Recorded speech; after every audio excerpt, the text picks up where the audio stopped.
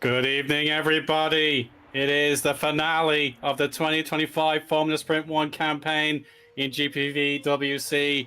The end of October has arrived. The weather outside is absolutely atrocious, but I'm glad to say no such problems here at the Yas Marina circuit in Abu Dhabi.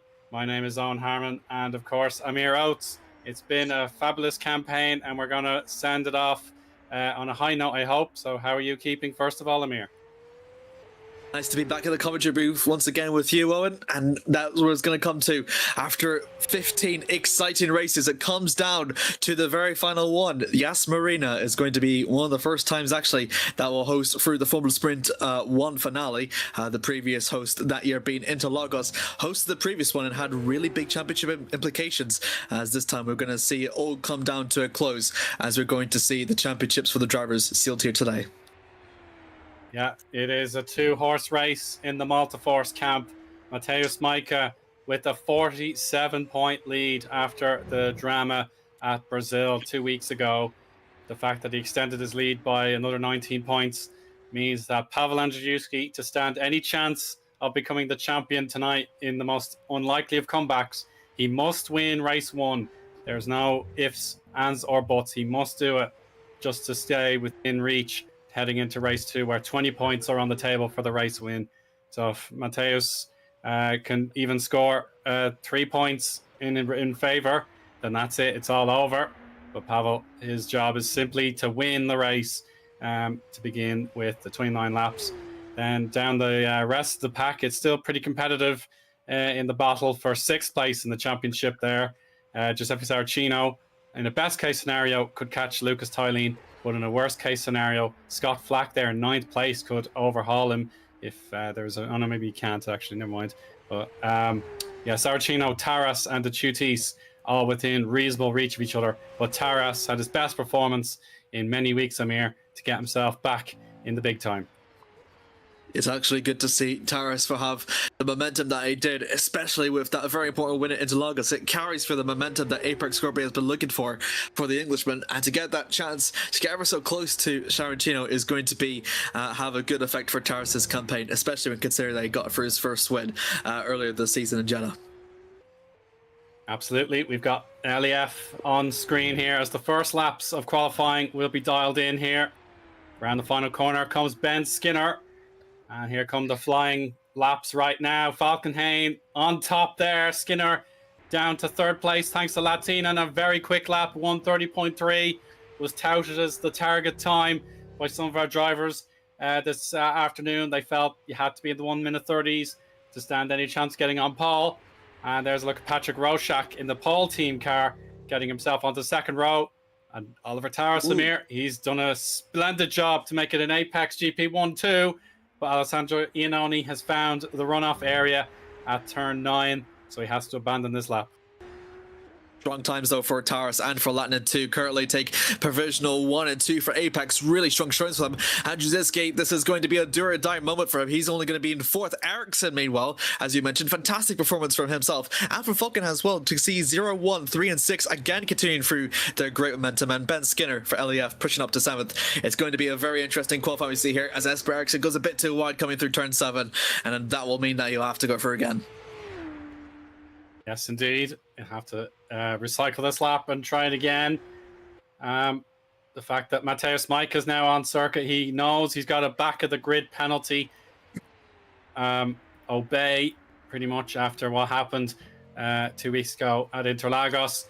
So it doesn't matter what lap time Majka sets, he will be at the back of the grid. So it does mean there's probably a 0.01% chance as opposed to a 0.00001% chance of the title changing hands tonight in favour of Pavel. So it's not impossible, but definitely that's one way to do it. He even admitted it in the interviews 2 weeks ago that he'd be likely stuck at the back at some point. So you'll have to prove that to be the case. And here's Philip Koenig in the Grifone team. They, of course, announced their departure from GPVWC competition starting in 2026. So this is the final farewell for Grifone. And we'll have a chat with the likes of Philip and some of the other teams that will be heading out the exit door, Amir, at different points in the broadcast, depending on how everyone can make the time for it. It's still early in the race, Owen. Don't get me teary-eyed now. I'm already crying with these teams departing. Yeah, it's going to be sad to see. The grid is going to be shaken up by the exit of 3 very admirable teams. They've given us all sorts of thrills and entertainment down the years, whether, of course, 100 to 1 only really joined in 2 years ago, for example. We weren't here in 2023 when I started commentating in the booth here, so they're loved, but they're going to be leaving, I'm afraid. But on board here with Stefano, no concerns about Emma's performance. They have found a little bit of momentum again in recent weeks, but of course 0-1 had a smashing round at Interlagos, so they've re-overtaken Emma's performance for 10th place in the team's championship, or 9th place I think it is, sorry, yeah, 9th place. So it's still very tight in the mid-pack as well, but we'll see if Stefano can get a top 15 position to help with some points into race 1. Let's see him cross the line. Oh, fantastic. Wow, my goodness me, over 6 tenths away from pole position, pushes that MS performance up into 6, very good there. Lucas Tyling, we've seen him do very well during qualifying as well, usually brings that KKR Esports car up into the top 10. Gonzalez Green nearly falls on for his team, and that's going to be an LEF performance 8 and 11th, very good there provisionally with still 8 minutes left to go. But Tyling now for the Swedish driver through to the final corner, down to turn 16. Is there anything they could do to push up on the board up into maybe the 5th? As he goes for across the line, he'll push himself up into 7th, which is a very, very good first attempt there from Lucas. Yeah, fabulous stuff there from Lucas. We know how strong he is in race trim, but to be in contention for a top 5, just needs to find under 10th of a second, and that'll be bang on. But yeah, here's another look at Ben Skinner's car, and it is great to see Alex Gonzalez Green back behind the wheel after being absent since the Mexican round.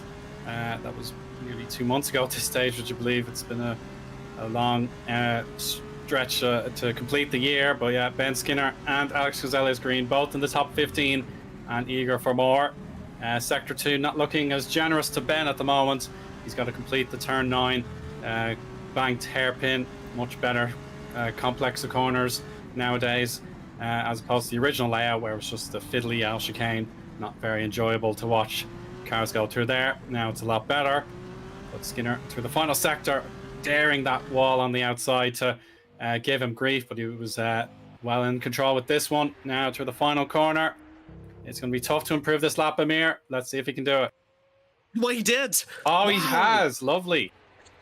Attinen unfortunately abandons this lap as Apex have special white, sort of championship white colours on tonight. I know they haven't won the titles, but yeah, it's good to see redesign there for Apex as they lock out the front row. Andrzejewski has taken P3 away from Ericsson, and Ericsson cannot reply on this attempt. So we're past halfway in this 50-minute session, and we have a very fascinating top 5 with the 5th place belonging to Christian Glamsetter there. Absolutely brilliant for HGP. But Mateusz Gozowski in the pole team, he wants to get close to his teammate. Absolutely. It's just going to be down for the final corner. We have seen the effects of the 3rd sector, a bit of a wiggle out from the apex, but surely will be enough. Gets himself up at the 12th, which is going to be improvement, but not quite reaching out for his teammate though, for Mateus. But still, impressive line of results that we're seeing here with only about 6 minutes left to go. But Glamsetter with the very, very good performance for 5th is looking to chance, if he can finish it the way that he does, he's looking at his best ever FS1 result here. Yeah, that would be incredible stuff if he can push on and find that little bit of improvement to make it a personal best result in one of the races. But Frank Hamming, he wants to be best of the rest. He's got to catch up to the Apex GP cars to even make that a possibility. And he's crossed the line, P9. So the last sector proved a little bit challenging there, but it's not the end of the world. He has time for 2 more laps. De Chutis, as I mentioned previously, he is still in contention to finish ahead of his teammate in the championship if he can get big points tonight. But at this moment in time, Amir, 22nd place is not representative. No, absolutely not, especially because there's Scott Flack. That positions that he loses every time that's going to go, and it's going to favour Scott Flack more in that championship fight for P8, as Oliver Taras and Andrew Zitsky both exit out through. They've been the main protagonists a bit, but almost Very aggressive tire work strategies there from the Englishman. Looking down over through to the chicane up ahead. I've never seen a wiggle that aggressive in all my years of commentary, to be honest with you, Eoin. But if it works for Oliver. And he really needs to pull out that big guns to just get himself about a close of a breathing room to a gap between himself and Lattinen. 2/10 of a gap. That could be Lattinen's most impressive pole position if it was to cement the way it is. But currently going on through to the first sector, it's only going to be about 800ths off from the first one as he's navigating over through the chicane, approaching to the second straight here on. Ooh, that could be track limits, Amir. That was a heavy curb riding on the outside there out of the chicane, turn 6 and 7. Now heading into the fabulous turn 9. He's got to change down a gear or two before getting back on the power, and this lap may have to be abandoned by his own choice rather than the penalty for going too far wide. So yeah, we'll see if he feels like this lap is in any way salvageable down through the hotel section before we reach the final 2 corners, and we'll know for sure if he's going to duck into pit lane now. Yes, he will. So he's still got that pole position advantage. The target time 1:30.3 as Gonzalez Green enters pit lane, so he should have time for another go. But Menno Clant, he's still absolutely delighted with that win at Singapore a month ago. So Menno Clant will want to get into the points comfortably to match or improve upon Lucas Tylene's benchmark. And so far, so good here through Sector 1. Yep, often credited as a race 2 specialist here. Both of his race wins this season coming through in the second races with the reverse grid favouring. I think that was having just improving himself up into 10th now, which is very good for him. But Menno Clant now, it seems to be green all the way over through turn 9. It means that it'll be null and void for the Dutchman, and we'll have to go for again. And purple sectors all the way through for the driver who must win both races tonight, Pavel Andrzejewski, to break Apex GP hearts yet again. Can he secure the final 2 corners correctly and power it to the start-finish line? There he goes. That looks very composed. Powering on as best he can, but no, it's gone wrong somewhere. And he's split the Apex GP cars, putting himself on the front row. That gives himself a little bit of a chance, but I'm sure no love is lost.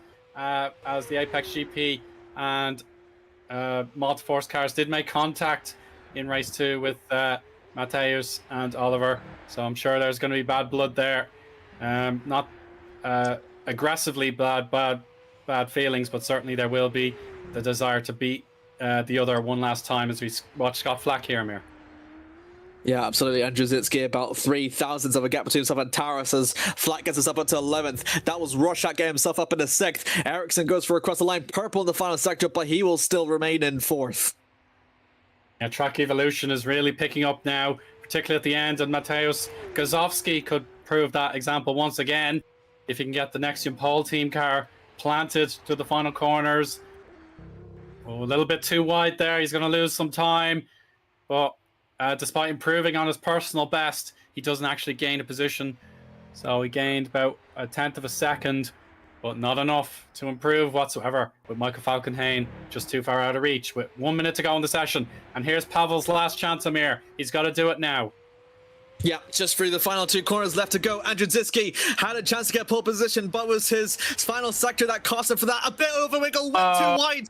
Polish driver, and that almost looked to be pole position, but a mistake once again has cost him here, Eoin. And that will mean that at worst, at best, he can only start 2nd. Yeah, we don't have a proper time for Mateusz Micah at all. You don't see him really anywhere around, of course, with the grid penalty. He's not really too fussed about getting pole position as he's just in the garage at the minute. The clock is ticking quickly towards 0, and that will mean Oliver Taras is a contender for getting the pole position at the last gasp. Green sectors for Lorenzo, Tina Curtis, I should say. She's got a green sector 1. Patrick Rorschach had a green, but now he's in a white sector 2, or yellow, however you prefer to read it. And Oliver Taras down in sector 1, Amir, so he's got to dig deep if he wants to improve his third place spurt. Patrick Roszak sets a new PB, good enough for 6th still, but not to actually overtake the very impressive Christian Glamsetter. Yep, Glamsetter also green, personal best for the first sector, chance to overtake Ericsson for P4. Taras still trying to utilize as much as he possibly can with the track that he has used a bit to his advantage. Surely will give him a bit of improvement to the second sector, it will, but it's only still 200ths of a gap between himself and for the pole position, actually. So going to be going over through to the third sector is a chance where it can either be in a very good improvement to get himself a place higher than Andrew Diski, or it comes right down. I think we see an improvement for a run from Duchutis as well, up into 10th, but now still with Taras going over for the final corner, utilize as much as the track area as he possibly can, super close to the wall, just the final for 2 corners left to go. There comes the first for the final, catches a lot of people out, but Taras still, oh my goodness me, just about of a slide, and would across the line. It is a perfect. He manages to displace Andrew Zinsky and makes it an Apex Grand Prix 1-2 here, Eoin, in the final race of the season. Absolutely fantastic work here from Apex Grand Prix. The fact that they've been denied so many race wins and podiums this season compared to the force that is Malta, and they've just been a class above everybody this season. So Latinen and Taras, their best performances as a duo was certainly in Saudi Arabia, where they got the 1-2 finish, and they'll want to repeat that performance to mark the end of the campaign. So there we have it. Apex Grand Prix have the front row lockout, which means Pavel Andrzejewski has a mammoth task in front of him just to win and keep the championship hunt alive for the race 2 sprint. And Jesper Eriksson, definitely one of the pickups of the whole season. He's in the form of his life right now, and he'll start in 4th. Christian Glamsetter, we saw him in Monza, but he's back for the end of the campaign. He starts 5th. We've Patrick Roszak, Lucas Tylien, Wesley Stefano, Ben Skinner, and Lorenzo Duchutis in the top 10. Points paying positions belong to Frank Hamming, Scott Flack, Michael Falkenhayn, Alex Gonzalez Green, and Mateusz Gazowski there, all within 0.7 of a second. And then just with Luis Mesa there and Team Iris in 16th, Massimiliano Raboli in 17th, Philippe Servinski 18th, Menno Klont perhaps a bit disappointed there in P19, and Tina Curtis as a substitute for Hyperion, she will start 20th. Raymond van Soest in the MS Performance, second car there in 21st. Philip Koenig by himself in the Griffon team, I think, is 22nd. Alessandro Iannone, 23rd. Mateusz Maika, he's starting at the back of the grid, so don't be too concerned about the championship leader there. He didn't want to set a particularly competitive time because it would have been a bit useless to him. And then at the back of the grid, we have Miro Wegribi and Eric Brenna for the 100-to-1 team, and Giuseppe Sarcino did not set a time, Amir, so that means we've got 27 cars entered for qualifying, but only 26 actually set a time. Yeah, absolutely. So missing a couple of people that aren't going to make their grand farewell. And well, speaking about farewells, we have the warm-up going ahead for one final time here in the 2025 Formula Sprint 1 season. And well, it's a bit of a trip down memory lane, shall we say, Eoin, for a lot of teams and for a lot of drivers for their performances this season, but also through the FS1's careers, because I think we do have a few messages as well for some of them for next season as well, right? Yes, we should do, yeah. So it is a farewell to some of our teams. I know we know Griffon announced that they're not going to continue into 2026, but we're also going to lose 100-to-1 and Pixelate. So that's very sad that we'll lose 3 teams there. So we will be down 3 teams. So they'll be replaced in due course, I'm sure, but we'll be ready to have a chat. And I think Owen Hausvik is going to represent 100-to-1 first, so we can have him in just a moment.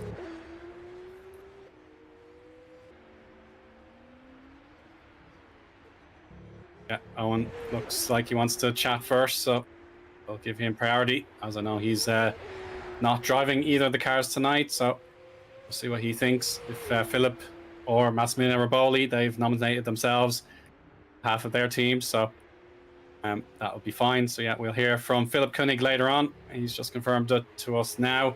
He'll go in at the race 2 warm-up session, which we'll have a little bit less of a break time, but all all work and certainly a bit of play as well. So that's the way it is sometimes. Yeah, Owen, fine. I are mean, you ready for a chat? we can make some. Yeah. And Owen, welcome to the chat. Can you hear us? Hi guys. Yeah, I can hear you. Hi. Lovely stuff. So great to have your voice back in GPV for.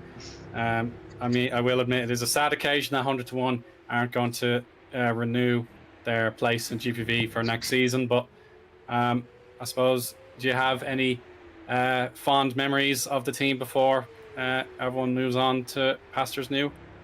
Oh yeah, I have some great memories. I still think about them like randomly sometimes, and how much like it meant to me. Sorry for like the bad microphone, by the way. I'm a broke uni student now, so.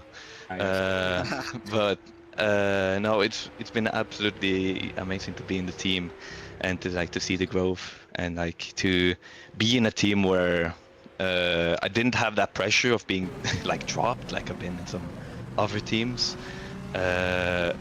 And it was kind of like a friendly situation I was in, and I could just focus on myself to improve and learn a lot, because I've been in some good teams, that's great and all, but they kind of gave me like setups, they gave me everything, whilst in 100 to 1 I had nothing.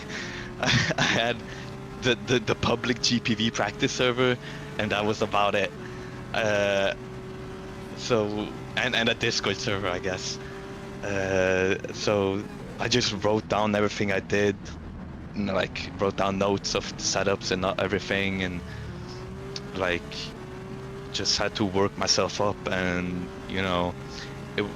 it worked to just improve and improve and improve as a driver, and now I'm in a bit of a different situation. I haven't been able to race engineer the team the past few races as I was hoping to do, but I'm here now. I'm ready for this race at least, and I've met the team, the kind of the new team here. We have Eric and these guys.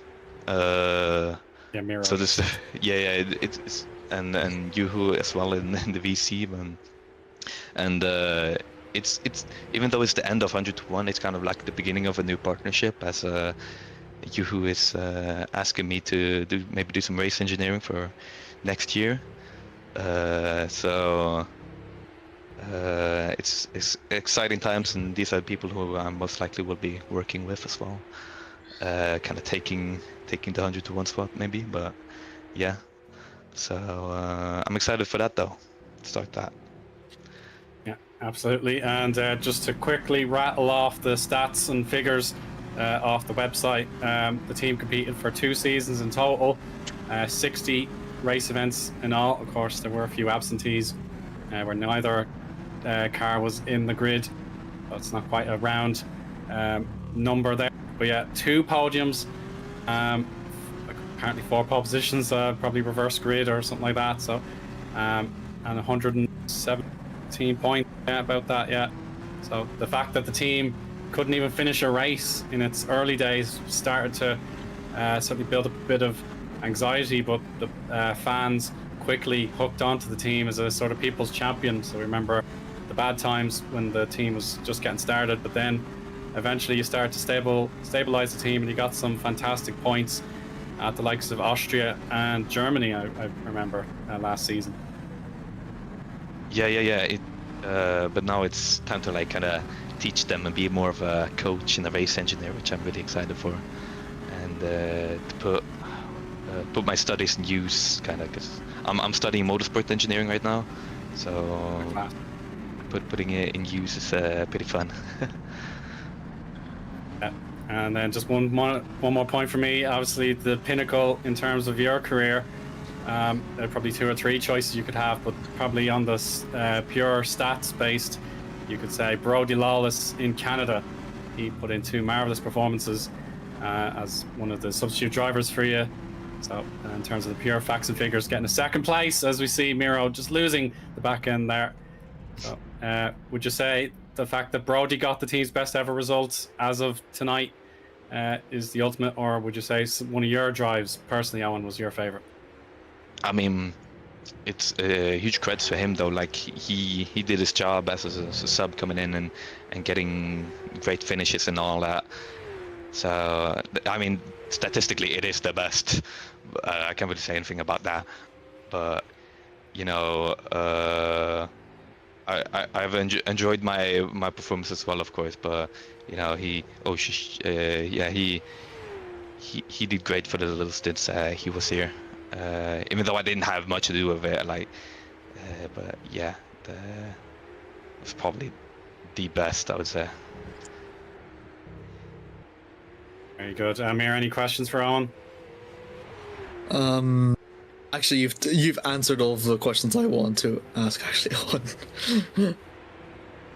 Okay, doke. Yeah, but anyway, in YouTube chat, we just have some tributes to 100 to 1 and yourself, Eoin, there. So Ben and I think Zeeuw have both been very complimentary for you there. So yeah, it's great to have you along for the final ride here, and yeah, it's great to reflect one last time before the team moves on. So yeah, do you want to say anything to your adoring fans before you go? My adoring fans, all right. No, it's. I think Ben was so nice to bring me on with the team. Like I was just like I was like semi-retired, like not doing any sim racing, and I was just in the YouTube chat, and this guy called Ben was like, "What's up?" Like, "Oh, and try for us." I'm like, "Who are you?" And then he said his gamer name, and I was like, "Oh wait, I know you, Prix from F1 games." And then I joined the team as a test driver and all that, and you know, it's been so nice to me to let me join and all that, and saying all these nice things as well when it comes to me joining a team, like the goal of 100 to 1, like what. And you as well, he's offered me kind of like a sim job as well with the race engineering after my sim racing career. So yeah, that's nice. Yeah. Brilliant, Eoin. Thanks so much for your time, and enjoy seeing how the pair of drivers get on this very special night for the team. Yes, thank you, and good luck with the commentary. Thanks a million, and have a good night. And there's Ben just in our Discord server. I see that. He's have a lovely message as well. So yeah, lots of emotions pouring out from the 100 to 1 garage as they say goodbye. So thanks so much, Eoin, for your time. Thank you, guys. See ya. And Massimiliano Riboldi was just in the waiting room for about a minute, just in the middle of the warm-up session, but I'm afraid I just probably ran over a little bit of time there. So we'll promise Massey a bit of time when it's possible for him to have a chat for the end of Pixelate's 3-season stint in GPV. So he's got to prepare for the race, but if he has anything to say at any other point, we'll certainly have him in. And of course, Philip Koenig wants to be involved in the chat as well as Griffon say goodbye as well. So yeah, a totally different warm-up sort of preparation for us to do, Amir, but yeah, it's very important that everyone gets a fair chance to have a chat, especially if in the case of the 3 teams we won't get to see them again next season. Yeah, it's always sad to see a team depart, especially as 100 to 1 that's, as we've mentioned before, had probably one of their really, really strong campaign throughout the season, and with the good memories that they've had, I think it's good that they've ended through their tenure in GPVWC as a high. Did struggle just a bit, but still a regular point scorer from Kill Hasvik all around. And even though Kill Hasvik has departed from that racing driver role for the time being and moved on to a more manager or engineering aspect of things, that success that 100 to 1 had still continued through and forth. So the departure is sad, but I think they have definitely ended on a high, and with the great improvements that they had, it's sad to see them go. For sure. It will be tough at the back of the pack to get some points, but you just don't know for certain. Yas Marina has the capabilities of providing some very challenging portions for any driver, and I know we'll certainly see the push to pass to the 4 this evening, as of course we're used to the likes of DRS and all that sort of gadgetry in past seasons, but in 2025 it's no longer the case. So in 2023 we had the TOP drivers dominate as they fought over the title in the earlier round. It wasn't a season finale back then. And then in 2018 we had Stefan Ruwalt and Sebastian Kosmala taking the victories in FS1 back then. So there we have it. Our warm-up now complete, and race control should now be assembling our grid. And it will be the 27 participants in all, with Massimiliano Riboli, who I'll have to apologise to him not getting him in the booth just in time for his schedule. So he'll be in 26th place. So 100 to 1 do get a little bit of a boost as a result of some penalties. But Amir, it'll be 29 laps for the feature and 19 for the sprint in this 5.5 kilometer circuit here in the United Arab Emirates. Yep, 48 laps, and then that's going to be us it for Formula Sprint 1. And what a way to close it off for 29 laps for Yas Marina. Often with the upgrades that they've had seen in 2021 has made the racing product all the more exciting. So you can expect to see some moves coming out from turn 9 and for the final sector. There was a plethora of overtakes that we've seen, not only just from last season, but also just this week back in FS2. One that I nearly lost my voice, so I expect this to be a pretty much of a similar affair with you, Eoin. Yeah, we've had the times on the broadcast where our voices hit the high notes, and it would be great for just one last push here to make sure everything works out as planned in terms of the drama. But in all honesty, Pavel, he's got a huge task to beat Apex in a 2v1 situation, and the warm-up, or the formation lap now begins.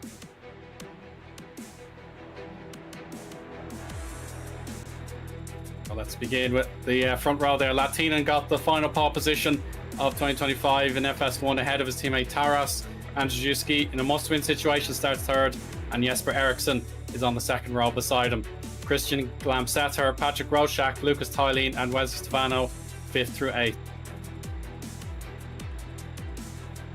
Then Ben Skinner and Lorenzo De Chutis complete the top 10.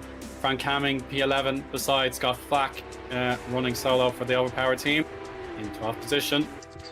Final points paying positions are held at the moment by Alex Gonzalez Green, Mateusz Kozowski and Luis Mesa. So Luis Mesa is the first driver to get a promotion up, and Riboli there in 16th. So actually he has landed his correct position. Philip Zervinski in the second Griffon, my apologies, he is with his teammate Philip. Menno Klont 18th, Tina Curtis 19th and Raymond Van Sus 20th. There's Philip now 21st. Alessandro Iannone now in Team Irish colours 22nd. And there's the 100 to 1 duo, Reguibi and Brenna 23rd and 24th. Giuseppe Saracino and Mateusz Majka are 25th and 26th. But Michael Falkenhayn, I think he's starting in pit lane. So he is actually even further back from our penalised championship leader. So Amir, do you think Apex GP are going to play spoil sport and get the win? Or can Pavel at least put up a fight in the strongest possible terms? I think knowing Pavel, he's always going to give a fight no matter what sort of situation it is. The question is where he should get through to that fight. Should he do it right now at the beginning of the race where he's as close to the Apex Grand Prix drivers as he can? Or is it going to be based on strategy and have a way to maybe undercut them or maybe fight to the very end? I think it's going to be a question between Latinen and Taras. These two are, they're both on equal paces whenever it really matches it through, but Latinen seems to have just a little bit of the edge over Taras. So it's going to be a question between Apex to see how they're going to fend off from the start. If they're going to not fight, which I assume it will be, then who is going to be able to dictate for the pace? Will it be Latinen or Taras? And I think whoever will determine for that is going to really set for the course of the rest of this race, and it could be really, really vital for how Andrzejewski is going to take this battle against these two. But you also have to worry about the cars behind to not forget. Yeah, of course. So to answer your question there, Pavel should try and overtake one of the Apex cars quickly, or else he'll just be stuck and the other one will sprint away, thus denying his chance to win and become champion. The lights come on right now. 3, 4, and 5. So the finale for the 2025 season begins.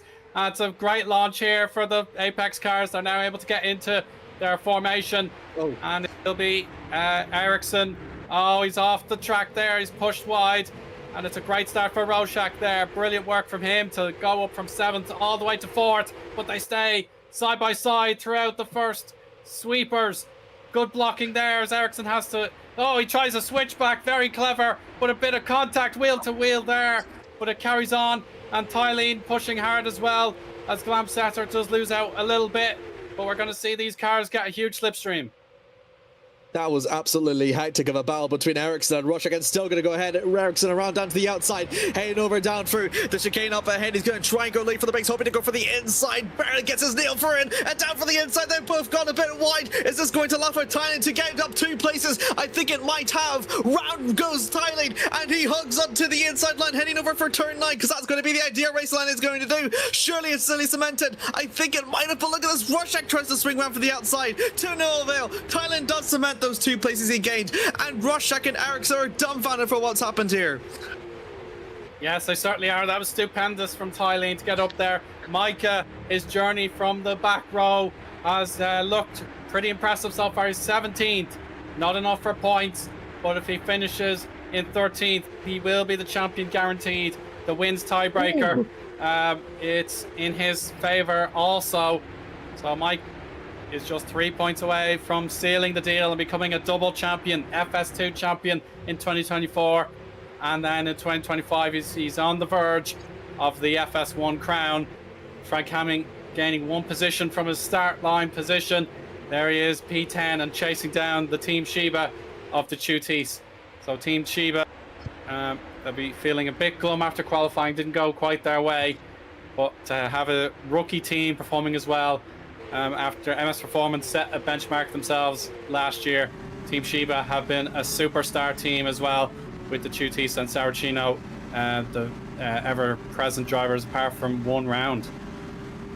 Yeah, as it stands though, Saracino is going to lose 6th place in the championship. You can see Stefano have a look down the inside onto Glamsetter for P7, as Glamsetter seems to be dropping back just a little bit, but still keeping through up ahead. That was Micah making a move onto Mesa, so again, just 1 overtake and he sealed the championship. Lorenzo looks around for the outside. Again, Stefano swings around coming through turn 9, and surely with enough speed is trying to make it work, but it doesn't have enough of the grip on that racing surface, especially in the early runs now. But Lorenzo has somehow made it work, and he's going to get for the inside line, but not quite enough though. Stefano still fends off cement into 8th still.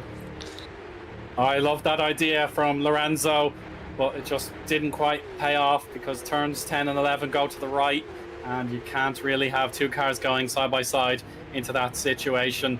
But lap 3 begins, and Pavel not in championship position just yet. It's still early days, and Amir, of course, you said he could win the race on strategy, but he knows that he has to react to one of these Apex GP cars. It was a great gamble from Micah at Brazil to go very long into his stint. Didn't quite pay off brilliantly, but it helped him certainly provide a stern challenge to Taras in race 1. They got pretty nifty for a while, but Micah finished 2nd in that race. Really made sure that Andrzejewski's title bid was dealt another small blow before the big one, and he had his crash that sent him out of the race. But at the moment, the podium sitters are stabilized, with Tylene trying his best to catch up. On the screens here, you can see the top 3 are very, very quick, but Tylene has gained a little bit back, of course, now that he has clear air. Absolutely, 32.5 was his last lap, so it's been about 4 tenths quicker than the podium runners. But the thing is that Roshak and Ericsson, that battle early on, really seemed to have pushed the gap to 2 seconds, as that is Scott Flack losing out to Ben Skinner with an overtake. He's going to be in a fight with Lorenzo Di Chutis in the championship, so he needs to try and get as much points as he possibly can. Tries to look around move against the LA Photo Racing car, but quite to no avail, and Skinner's eyeing for what is going to be one of his best results in FS2. I think his last best was in 9th place, and you can just see her with the tire compass. Micah, Koenig and Falkenhayn looking to go for the long stints here, while everyone else is shorts, is on the softs. So that means that Micah gaining that many positions against the field with the compound softer than his is honestly massively impressive. And again, he just needs to score a point and the championship is over for Andrzejewski. Yes, exactly. So even at the moment, 21 points for a 3rd place is not enough. He needs to win to get the margin down to beneath 20 points. Otherwise, it's all over. So Micah, oh, you can see the comeback there from Mesa, driving one of the Team Iris cars tonight. Position changes, Tylene +3, -2 for Ericsson and Glamsetter, with Rorschach up 1. That's your top 8, with the Tutis and Hamming both benefiting from Skinner missing out there as he fell to 11th place. Servinski +4, as Gonzalez Green loses 2 places, and then Micah is the top gainer so far. Shock Horror on Halloween Eve, he's up 10. I think we've just seen a brief yellow flag somewhere and someone dropped down some positions, but we will come through to that a bit later. Micah just doing his best. Raboli has retired in the Pixelate, so that's why we had the brief yellow flag in the second sector. But still, attention draws to Mateusz Micah, now pressured to Gonzalez Green for that last point squared position, and everyone at Multiforce and everyone else a bit wide coming over free. This means he's going to be under pressure from Mesa down behind. Goodness gracious, yeah, you can see now Mesa, he is wanting to put on a show here for Team Iris. They're trying their best to not finish bottom of the standings. Griffon need to score 12 points or more to overtake Team Iris if they can't respond. So Mesa being in 17th place. As Eoin's out of the race as well. We've lost 2 cars back to back here. Raboli and Eoin are out. So that leaves Mesa by his lonesome. And Luis has to figure out a way by Mateusz Micah in such a long train of cars. You can see Tylene in 4th place is at the top of the queue, and slowly but surely as we look at turns 6 and 7, we can now get Mesa on the camera shot, and even Raymond van Soest is in view. So at the moment these soft tires are just so equally matched regardless of what equipment you've got underneath you. Yeah, absolutely. We're looking over the replays to the retirements that we've seen. That was going to be Raboli there. The first retirements approaching over through 6 and 7. Just seems to be, that seems to be a bit of an issue with the software, I think. And yeah, I don't think a throttle input will mean that we'll have to close for the first retirement at the last race of the season. And Eoin, while his teammate is battling out with Micah, this is coming out from under the bridge during turn 13 and 14. And that will be a disconnection for the Italian. And that will be the second retirement we have thus far. So 2 very unfortunate DNFs that we've seen. And this is Saracino. He was trying to catch up for the field against Mao Clant. Bit of a collision up ahead with 100 to 1. And the 0-1. Oh, and a contact. Loud for Saracino to spin round and drops himself all the way back down. Yeah, so Saracino, oh, you can see there the 100 to 1 is a bit loose. And then the Griffon of Koenig. Oh, that's, yeah, as you said, Amir, he just makes the contact. Couldn't predict what was happening just in front of him. Yeah, it was difficult to tell. But yeah, the clip against the back of the number 90 there. Just an unfortunate situation. But at least he'd have to carry on okay. Yeah, absolutely. I think that's a good thing. Koenig is another retirement that we have already. Yeah, Koenig's out. Lost our 2 interviewees. We have three retirements, and 2 of them are the departing teams that we've been talking about. So I'm not sure this is a Halloween curse or whatever, but still, lap 16 out of 29, tension up ahead. Taris has gained a little bit to catch up through to Latinen. I think that was Glamsetter making an overtake against Stefano Andy Tutis up into 7th. So good work from the HGP driver. But what do you think it could be over here? Did Tutis down onto the inside against Glamsetter to retake over for P7? What a move coming over down for turn 12. What a great move, actually, there by the Italian, I must say. Yeah, really well defended there by Lorenzo. And Glamsetter has to figure out what to do next. Oh, a bit of a wiggle there. And that gives a second bite of the cherry, I'm sure, to Christian. And Wesley Stefano is very curious to see what will happen in front of him. You can see a lot of use of the curbing on the outside and a bit of the runoff too. And that was Berguibi making a mistake just in the 11-12 section there before the 10 to 12 corners. So he's lost a bit of time and track position there. So he's already by himself on the replay. So yeah, that'll be perhaps the start of the situation. Yeah, that's the first corner. He's gone wide there already. So that's a bad omen. And now we fast forward to turn 9. Go ahead, Amir. he looks like he's struggling. I was just looking over through the first turn, and it just seems to be a little bit off. Coming over for turn 9, and that's I think it's just a simple spin, but I don't know if there's any issues onto his car that's causing him to be that slow. Because whenever he looked at the replay, he was already going slow. Yeah, he's just seems to be a bit of a struggle. Was this the... No, this wasn't the incident we've seen early on with Saracino. Coming over from the final corner. Yeah, that was a big tank slapper. Did he hit the wall? I think he did hit the wall. Yeah. If he did, then that's what's really causing him to lose it a bit, I believe. Yeah, he did make contact with the wall, with the rears. So... Yes, yeah, I can understand the damage that you can have with the suspension on the rear makes it all the more harder to turn the car. So, oh no, that's Eric Brenna. So both 0 to 1s suffering from that. So, okay, so yeah, so Eric is, I think, should be fine, I guess.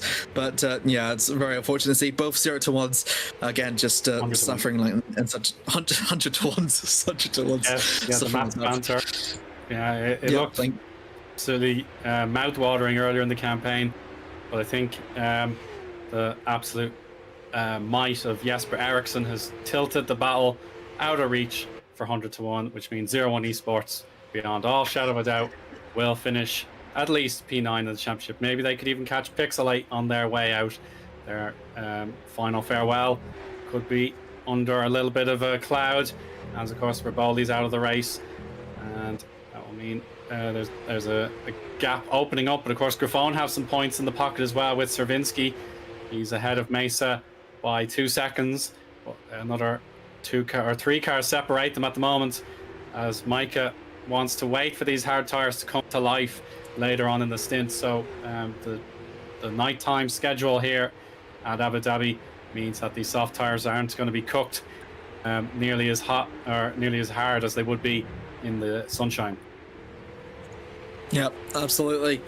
Let's just see though if because Roszak is just pulling away a bit more to Eriksson, so is there going to be an opportunity that we might see for an overtake here? Still lap 9 out of 29, so 20 laps or so to go. See up in the foreground, Andrew Zitsky doing all he can to catch up to Taras, but still quite far back over to Taras, let alone Latnin, so he's kind of been pushed away from this fight, unless this is how the strategy he's hoping to play for, which is to prolong the softs as much as he possibly can. Again, there's many ways you can tackle the Yas Marina circuit strategy-wise, so we'll see which way Andrzejczycki is hoping to go for, but I don't think Taras and Latnin are at all concerned about the up ahead, but what we can see further down behind, Roszak closing up to Tylene. Tylene holds on down for the inside line. Going to go over for turn 6, heading over for turn 7. Both going to be going side by side. And Tylene gets the better move. Coming over with a good defense and still cements out to 4th. But Roszak will have the slipstream heading over to turn 9. Is it close enough to make a move here on?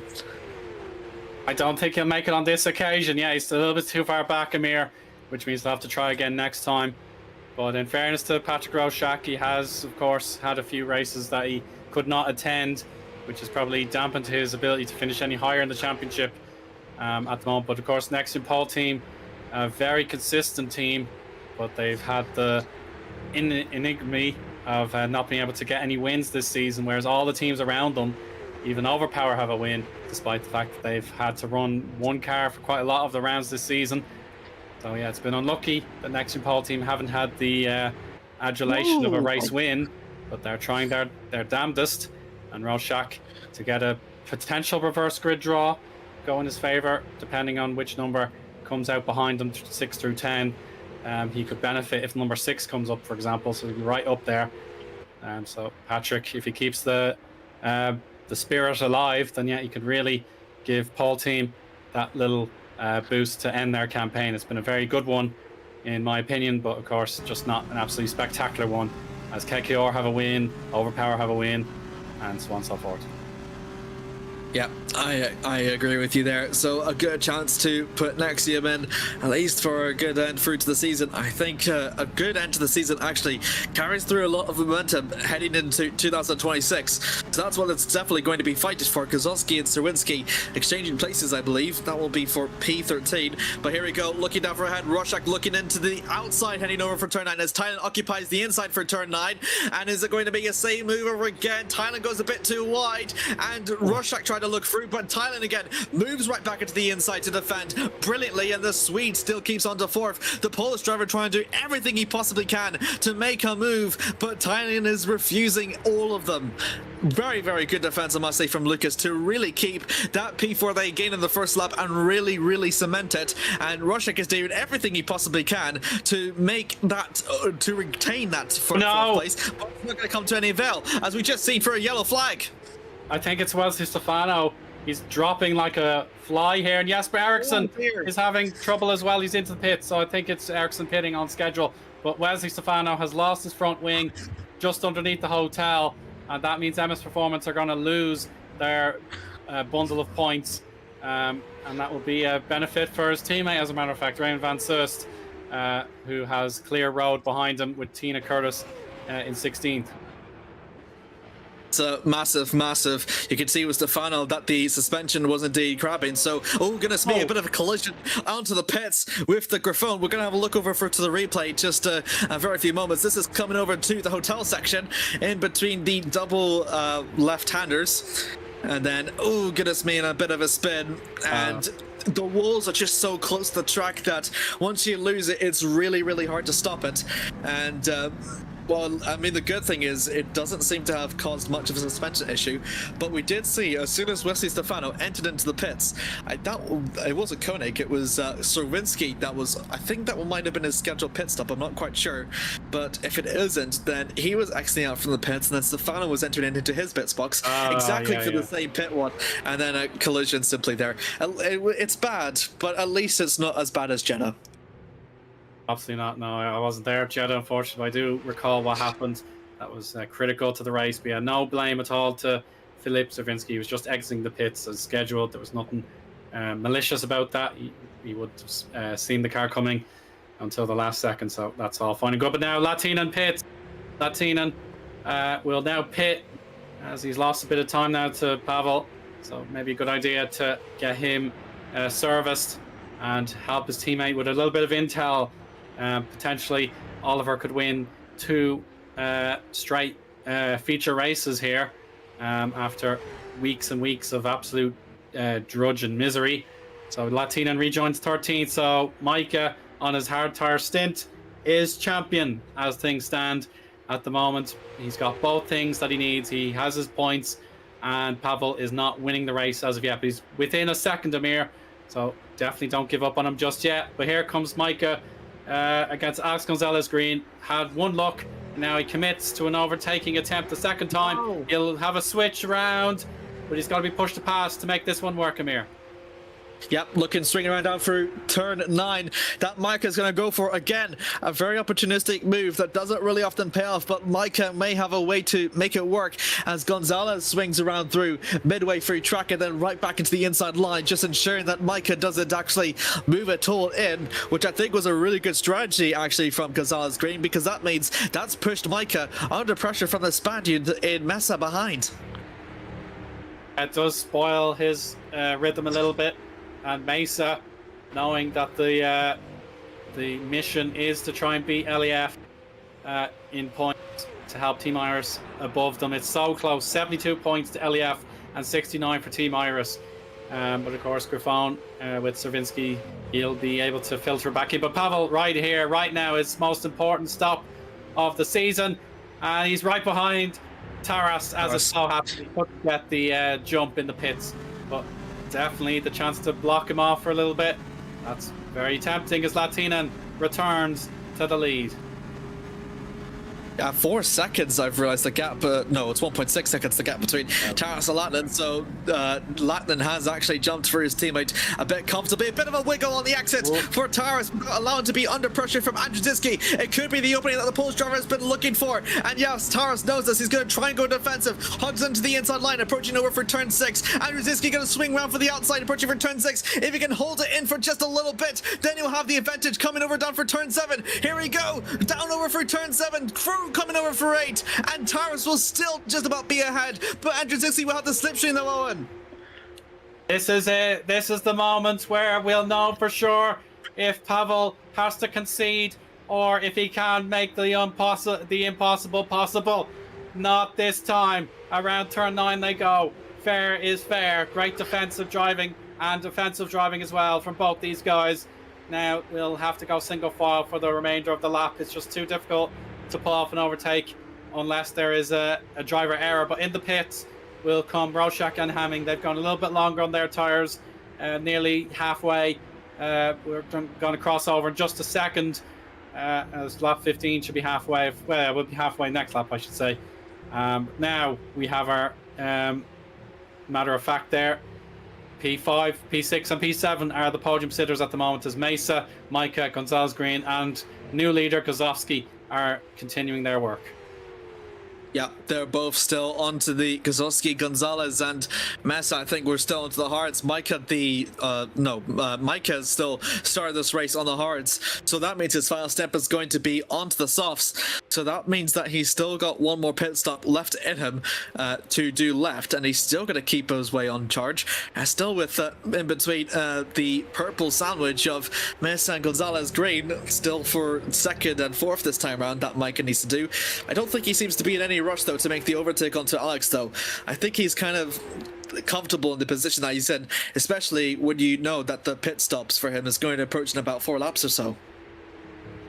Yeah, I totally agree, Amir. He doesn't need to get his nose dirty, as of course Eliaf and Team Iris, they've got full emotion riding on these results. So while he needs to get some points just to make absolutely certain of it, he doesn't need to lunge in a panic mode. He can just continue to watch, and now we'll see the two of them pit. So championship permutations here to finish 13th or potentially 12th in the championship for these two teams. It's all up for grabs right now, so they'll go head to head in the pit lane. You can just see in the top of your screens, but Micah is now the race leader, which means he'll be champion if something shocking were to happen. Again, he just needs to finish the points and he'll be champion, and he's absolutely put his strategy down to perfection. And with the incidents that happened all around him and the fact that he's avoided it has made his odds all the more favorable for himself and not for Andrzejewski. Gazowski, first one to pit, will exit out in around P14 and will be able to, Gonzalez Green will follow on through in 15th, and then Mesa will be jumped by Savinsky, so will be separated between himself and Gonzalez Green, and they will continue on to fight for again that last point scoring position in these situations that stand. Of course, there's still other points to be awarded for in race 2, but more weight is awarded in the first race. Yeah, and here's Gonzalez Green out of the pits, and he stays ahead of Mesa, but right in the middle here, a bit of poetry, as of course Filip Czerwinski there with Davide Caparuzzi watching on as his team will bow out. But now Scott Flack versus Saracino for position here. Saracino couldn't quite defend that one, so it's a pass for Flack officially, and Saracino couldn't perform a counter-attack.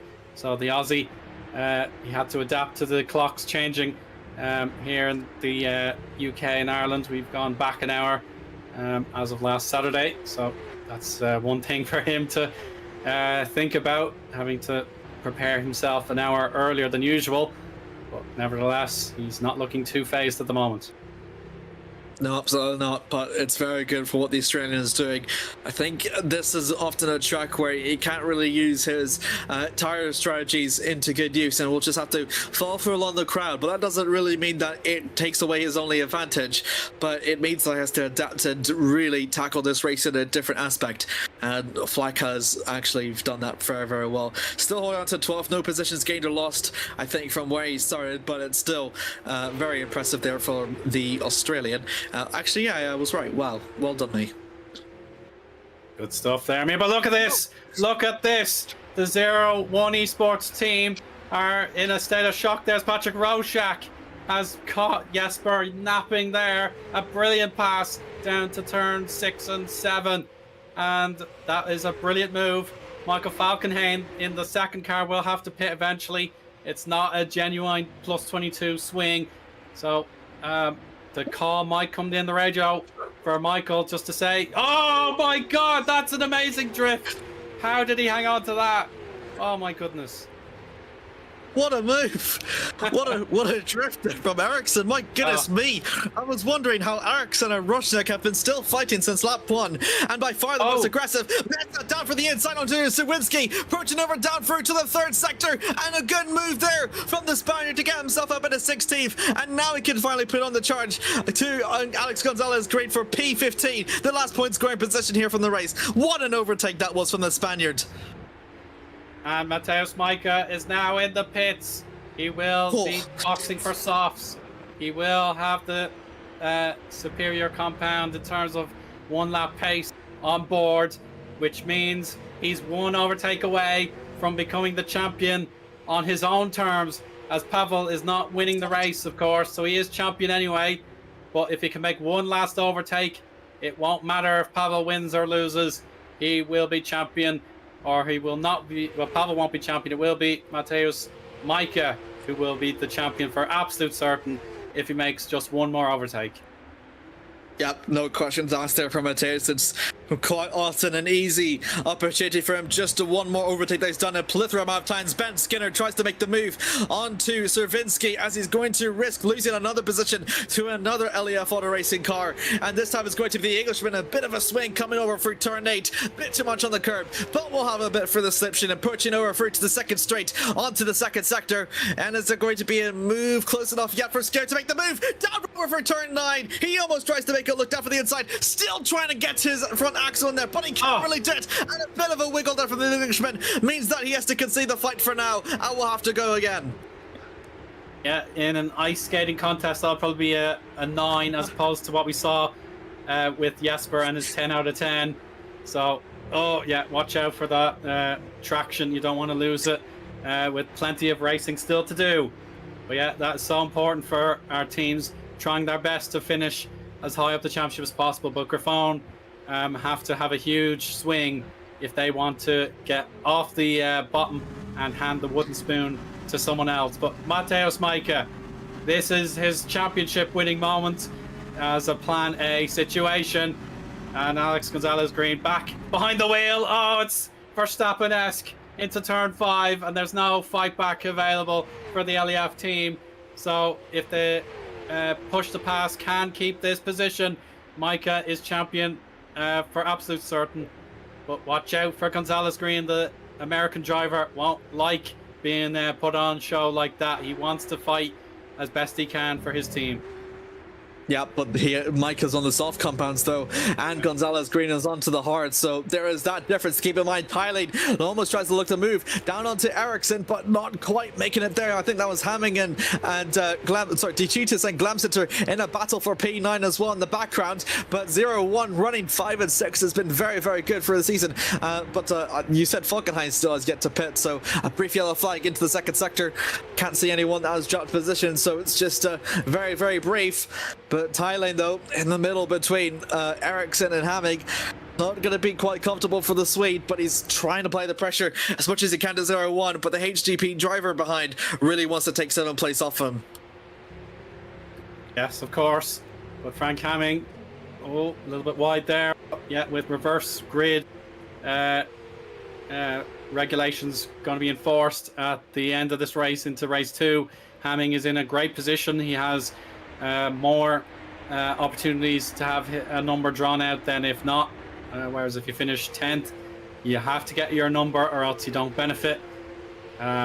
Whereas P8 is kind of in that sweet spot in the middle, where if 8, 9 or 10 comes up, then you're absolutely grand. But now, this is Ericsson. He has to defend once again. But Thailand, oh, he's got the inside. Yeah, he's going to smash his way through as Ericsson, the rally driver, has to just concede this one. Yeah, he really did. There was unfortunately nothing he could really do up on the exit of 8. The thing is, he might actually lose out another position to the car ahead, and Hamming overcoming through turn 9. Hamming has to go very, very wide and tries to look to cut down to the inside, but to no avail. And in fact, Ericsson almost applied for the pressure to Thailand on the exit, but Thailand had a much, much better exit through 9. that means that he can't really apply through. Ericsson couldn't apply for the pressure onto Thailand though, and Hamid couldn't just do much, and wiggles all around, but they will remain the same. So Thailand with the good overtake. Falkenhayn gets into the pits now, so he's one of the last few, I think, to enter the pits. Yeah, the team order for him will be full push all the way to the end, because he will have the healthiest tyres to bring forth. But that's a wide again for Ericsson. Pressure really is mounting on his shoulders. And Hamming, though, oh, that's a bit of a mishap there. He's able to at least keep the power down into turn 4. But now turn 5 is too far behind now. And if anything, Lorenzo De Ciutis, he'll want to make this overtake. It's already it's too far back for De Ciutis to beat Hamming in the championship. Even it would be a huge ask for Saracino to beat Thailand at this opportunity. Yeah, he's going to make the move though. Glamstetter, he's gone De Ciutis' case, but not to be this time for Glamstetter. Oh, and they've hit the curb heavily there. Oof, both hit the curb very heavily. Yeah. My goodness me, that's a lot for Glamstetter to apply the pressure onto the Italian even more. Gicutis holds on to the middle of turn 9 and pushes away from Glamstetter, and Gicutis round. It's right round through turn 9, and that's unfortunate. He has dropped down a couple of positions. He's nowhere to be seen. He's lost his front wing, and he will lose out on the point scoring position here. Oh, heavens above, that's heartbreak for De Ciutis, and Team Sheba, as things stand, will be pointless. As of course, Saracino's all the way in what will be 18th. It's currently 19th, but De Ciutis will pit for a new wing. We'll check out the replay. Norway's delight is heartbreak for Italy. And there we go. He's just gone into the wrong sort of angle into turn 9, and that's forced the car into a spin, and he hits the barrier on the inside apex. So yeah, big yellow flag warnings before he could safely reverse and get himself rolling again. So awful for Lorenzo, but at least no one else was in danger there. He was out of the way, as other drivers could just go on the high side. Yeah, absolutely. But luckily, he's not a retirement. I think we have another retirement in Hyperion Esports driver of Tina Curtis. So that means we've got 4 or 5 retirements thus far. And another yellow flag is somewhere is a bit of a scare. I think Lorenzo did have the good idea, but the thing is that it's just so ungrippy on the outside line that is really, really hard to really keep it centered and just drive it. You have to be really careful with it. And unfortunately, I don't think the Italian was just that careful enough, and unfortunately just spun around, which is, well, it's really unfortunate, especially considering how good that Lorenzo has done this first race on. Yeah, 100%. I was really impressed there by Lorenzo, able to make a decent showing here in race 1. I'm afraid that's all done and dusted. He's a long way back even from his teammate, about 36 seconds. So he's not going to score a point whatsoever unless there is a huge turnaround. But yeah, in the battle for 12th place in the team's championship, Hyperion, they're going to lose out badly here because LAF have the points at the moment. Not enough to swing by them completely, but it's going to be razor thin with Gonzalez Green and Skinner set for a grand total of 6 points. So not enough, but it's very, very close. And they'll have a great chance in the reverse grid race as well, as they will be able to maintain that grid position. But Micah, P10, that's well and truly championship position. So anything from this point on is a bonus. And Scott Flack has to watch his mirrors as the champion-elect goes down the inside, cuts a lot of the curb there, and he is through. As Flack has to hit that curb himself just to make sure he could actually take the corner. Yeah, that was really, really aggressive there from Micah, but I suppose whenever you have the soft compounds that have a limited time frame than the hards, I guess you really have to be as aggressive as you want. Fantastic overtake there from the Polish driver, again, to really cement why he has been this year's 2025 Formula Sprint 1 Drivers' Champion. And I mean, what a great way to really cement it in style. Even whenever the goal for himself was only just to be finishing in P13, he still wants more. And that's the championship mentality that we've seen all season around from Mateusz. Yeah, the fact that he's been absolutely inseparable from the podium since the summer break. That tells you everything you need to know. Hungary was very, very tetchy for him. He lost a lot of points to Pavel in that round. But ever since Monza, he's been totally unstoppable. He's picked up 3 more wins, 4 second places, and indeed the 3rd place in race 2, as he battled hard with the likes of Taras and certainly his teammate as well. But of course, his teammate did retire too. So the silver medal went to Jesper Eriksson, who had an amazing time of it in race 2. But now the championship is not going to be won on the podium by Micah, but he will do it for sure as a 9th place finisher or more. But Glamsetter, he has a good run here against the lap traffic, but he's got to try and get some tips from his teammate. And there we go in the middle there, Eric Brenna. He'll have to follow the blue flag rules once again. Yeah, absolutely. Eric has at least been struggling, but has done very, very well throughout his outing in Abu Dhabi. So just to move out for the way, and I think that'll just all be all fine. 24, 29, 5 laps left to go. Still going to be a 3-car train for P5 between Thailand, Eriksson, and Hamming. So Thailand is still not quite over just yet. And well, at least Latin and Taras and Andrzejewski seemed really spaced enough that it seems to more or less be cemented the way it stands. Roshak, within his intense battle with Eriksson, manages to have the last laugh with his overtakes on Eriksson and Thailand to get himself up into 4th. And well, what can we say? It's been an extraordinary race to have seen.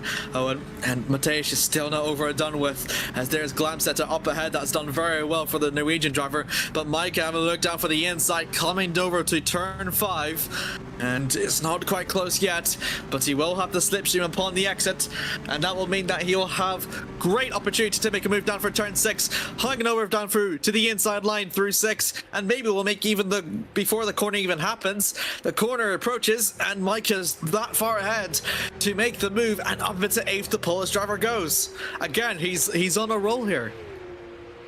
Oh, he is, without a doubt. And yeah, the number 14 car from Oates is getting ever closer to becoming the champion. So yeah, a phenomenal achievement as we tick down the laps, about 6 or 5.5 to go to be more precise, and this is more than enough for Mateusz. Pavel Andrzejewski not able to break the Apex GP dominance last seen in Jeddah, their best performance of the year as a pairing. That has a chance to be equaled in the grand finale here in the end of October. So Pavel by himself at the moment, too far ahead of Patrick Roszak, his countryman, but too far behind the Finn and English tag team. So Latinen and Taras 2 seconds apart from each other. They're lapping pretty equally so far, but Taras was actually 0.2 quicker than his teammate on that last lap. So it's not done and dusted yet in terms of the teammate contest, but Latinen will say, yeah, this is my race, I've got this under control. So if we want to have a fight, let's save it for race 2. I love that idea. Fantastic there. This is why you've been one of the greatest commentators in GPVWC. That's too kind. Look at, yeah. Let's see now. We won't pat each other on the back just yet. There's more action still to unfold. Frank Hamming is in the difficult middle here. Thailand is giving slipstream to Jesper, which means Hamming won't be able to overtake him on pure pace, but on superior tires right behind is Micah. That means it's going to be very difficult to hold him off for much longer. We're heading towards 12 laps on the set of harder compound tires for Hamming. So if it will happen, then it's going to be a lot of work for the team owner driver, number 73 car. So here we go across the line. These guys will now begin lap 26, 4 to go, and the stakes are very high for perhaps Thailand. I think most of all, he won't want to give up these points for KKO as they try to solidify their contest in 4th place and keep HGP back, as of course 497 versus 474. It's not over until it's absolutely finished for the battle for 4th place in the Teams Championship. Indeed, but you can imagine from Thailand's perspective, when you've got Harmon and Ericsson, that's understandable, but Mateusz Majka down further behind, who's going to be on a turn? Yes, he has a chance to maybe split the fight up, but it will definitely go for Thailand, as over down up to P7 this time. Majka makes the move similar to what he has made earlier with Glamsetter, and what a fantastic move from Mateusz up into P7. He will go, and again with that tire advantage, that means he is going to eye for Ericsson next. Yes, exactly. So another name off the hit list. And now Ericsson, what does he do? Can he fend off the champion-elect here, knowing that 01 Esports are going to overtake Pixelate Racing in the championship? That would be a phenomenal achievement for them, considering how far back they were at the midway stage of the campaign. Ericsson proving to be one of the pickups of this whole season, and he really has improved since the summer break. And of course, Thailand, he knows KKR could even catch Team Sheba. I shouldn't discount the Australian founded team from 3rd place in the championship right when it matters most, as of course Team Sheba are going to blank on this current form. There would need to be 4 separate retirements, not affecting a Team Sheba car. Indeed, Saracino around 17th, I should say. He needs 2 separate retirements from drivers in front of him to stand any chance. But yeah, here we go for the 3rd to last lap. Majka about 5 minutes away from becoming the brand new champion. Mike Quint, after stepping up to the next level, he'll hand over the crown to his successor. And there's a beautiful overtake yet again, his favourite part of the circuit here. Mateusz Majka up to P6. Again, using that soft compound so good to his advantage, makes the move down to turn 6, and he's so ahead that he just cements it before turn 7 even happens. And that's exactly the overtakes that Mateusz has always been eyeing for, and has now become a specialty throughout this race, because it just really minimizes the impact of going side by side with another driver, thereby prolonging his use onto the softs. So again, just a true testament for how good Mateusz is. Again, with Lucas Thailand, whenever you consider the teams championship throughout stake with himself and Team Sheba, it's going to be quite hard for Thailand to solely carry KKR up into 3rd. So I don't think it seems to be that good. I think we've just seen a bit of a wiggle. It just seems to be... Yeah, it just seems to be okay. He's absolutely fine. Good catch. And you can just follow his teammate, safe in the knowledge that he will not lose time on the straights to Scott Flack, who is by himself.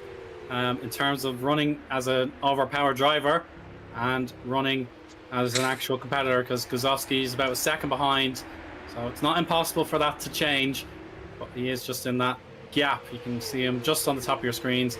The Nexium Paul team driver is gaining, so this is looking like another fine evening's work for Nexium Paul team, but they will need a big favor in the reverse grid draw. Perhaps Majka getting reverse grid draw, wouldn't that be an irony? He'd want that to happen, so he'll be P3 on the grid. That'll be his best chance to get Nexium Pole team their winner's trophy that they've created for so long. Because of course Pixelite Racing have won with Luca D'Amelio and his emotional home win, and Overpower have one with Scott, but Nexium Pole team have none. There has 0 to 1 either, so there are still opportunities for a lot of teams to garner for their first win of the season. Coming up sideways, that was almost ending in heartbreak and nearly collided with Ericsson. I was just saying that I think he seems to be struggling quite a lot here throughout this penultimate lap, and my goodness me, that would almost end it in tears for the German driver. Yeah, Hemming's Dutch, I believe. So yeah, final lap begins. No problem at all. So this is it. Yes, Latinen is the race leader. He's kept his gap at just under 2 seconds to his teammate Oliver Taras, which will be a great moment for Yassin. He's definitely shown a lot of heart and a lot of spirit, as he has been consistently in the top 5, just the one exception at Singapore Race 2 and indeed the DNF at Brazil. So Latinen has been absolutely excellent, but the quality from the Multiforce GP team has just been even beyond his capable hands. So through turn 9 he goes for the final time in race 1. And second attempt here for Hamming to get this 7th place away from Ericsson. It's not happening at the moment, but he's got 2 more chances, I'd say, before he has to concede. Yep, absolutely. Just turn 9, though. A very good opportunity, though. Put the tension up ahead to Jesse Lattinen, though, Owen. Yes, he's 2 corners away. 1 to the right, and once again to the right. Just make sure he doesn't hit the throttle too early. He saves his energy and he crosses the line to win the feature race at Abu Dhabi. Oliver Taras hails in behind, and Pavel Andrzejewski has finished 3rd place. It's not enough, so we'll wait now. Hamming's made a big mistake. A huge error has cost Frank his top 10. He's out of the top 10 completely, but across the line is our brand new champion, Mateusz Majka. He is there. Congratulations, Mateusz Majka. You have done the double. The Jack Mayer double has been recreated. So congratulations, Mateusz. You've been the absolute superstar of the campaign. And the finale is very much in his favor. He has lived up to the billing and he's done it. So well done. But horror show there for Hamming. We'll have to check the replay as Ericsson survives that huge battle. Glamsetter has to step in and replace his teammate in P8. What an incredible battle that was, Mateusz. A fantastic fight all the way from the back of the field. And to finish in 6th, what a way to clinch the championship in style. Attention to Hamming. That will be his attack onto Ericsson. And then we cut away to Lattinen here at this moment. Coming over down through 10 over to 11. Over for 12. And that's the contact that we were worried about. And we saw a lap prior. And I was worried it's going to end in heartbreak. And it did on the final lap for Hamming. And that meant that he had dropped 3 places instead of gaining 1, and that was extraordinary heartbreak there for Frank. And unfortunately for HGP, which could have been a very impressive 8-9, has now gone to an 8-11. Well, you have to say, just before we talk about our results, Ericsson was able to note what was happening behind him. He knew that if he took the regular apex, he would have been hit by the spinning HGP. So he did extremely well to use the track to his advantage and make sure that he wasn't collected in a spill. But let's take a look at the YouTube chat quickly. So there's a chat. There's a Yuho saying Eric Brenna at the finish line may have nearly hit the wall. So we can double check that as well in a moment. But yeah, so much praise for our brand new champion. Getting the job done there. So we'll have a look at the replay after our summary if we can. So yeah, when we are all ready to go, let's bring up some of those replays. But there we go. Lattinen, Taras and Andrzejewski are the podium setters. Apex GP at least get a little bit of a return on the bragging rights before we conclude the season. Pavel will have to tolerate that the sprint race will just be for pride, as he cannot win the title now. Patrick Roszak 4th, a beautiful drive for him in the next pole team. Tylene secures the top 5.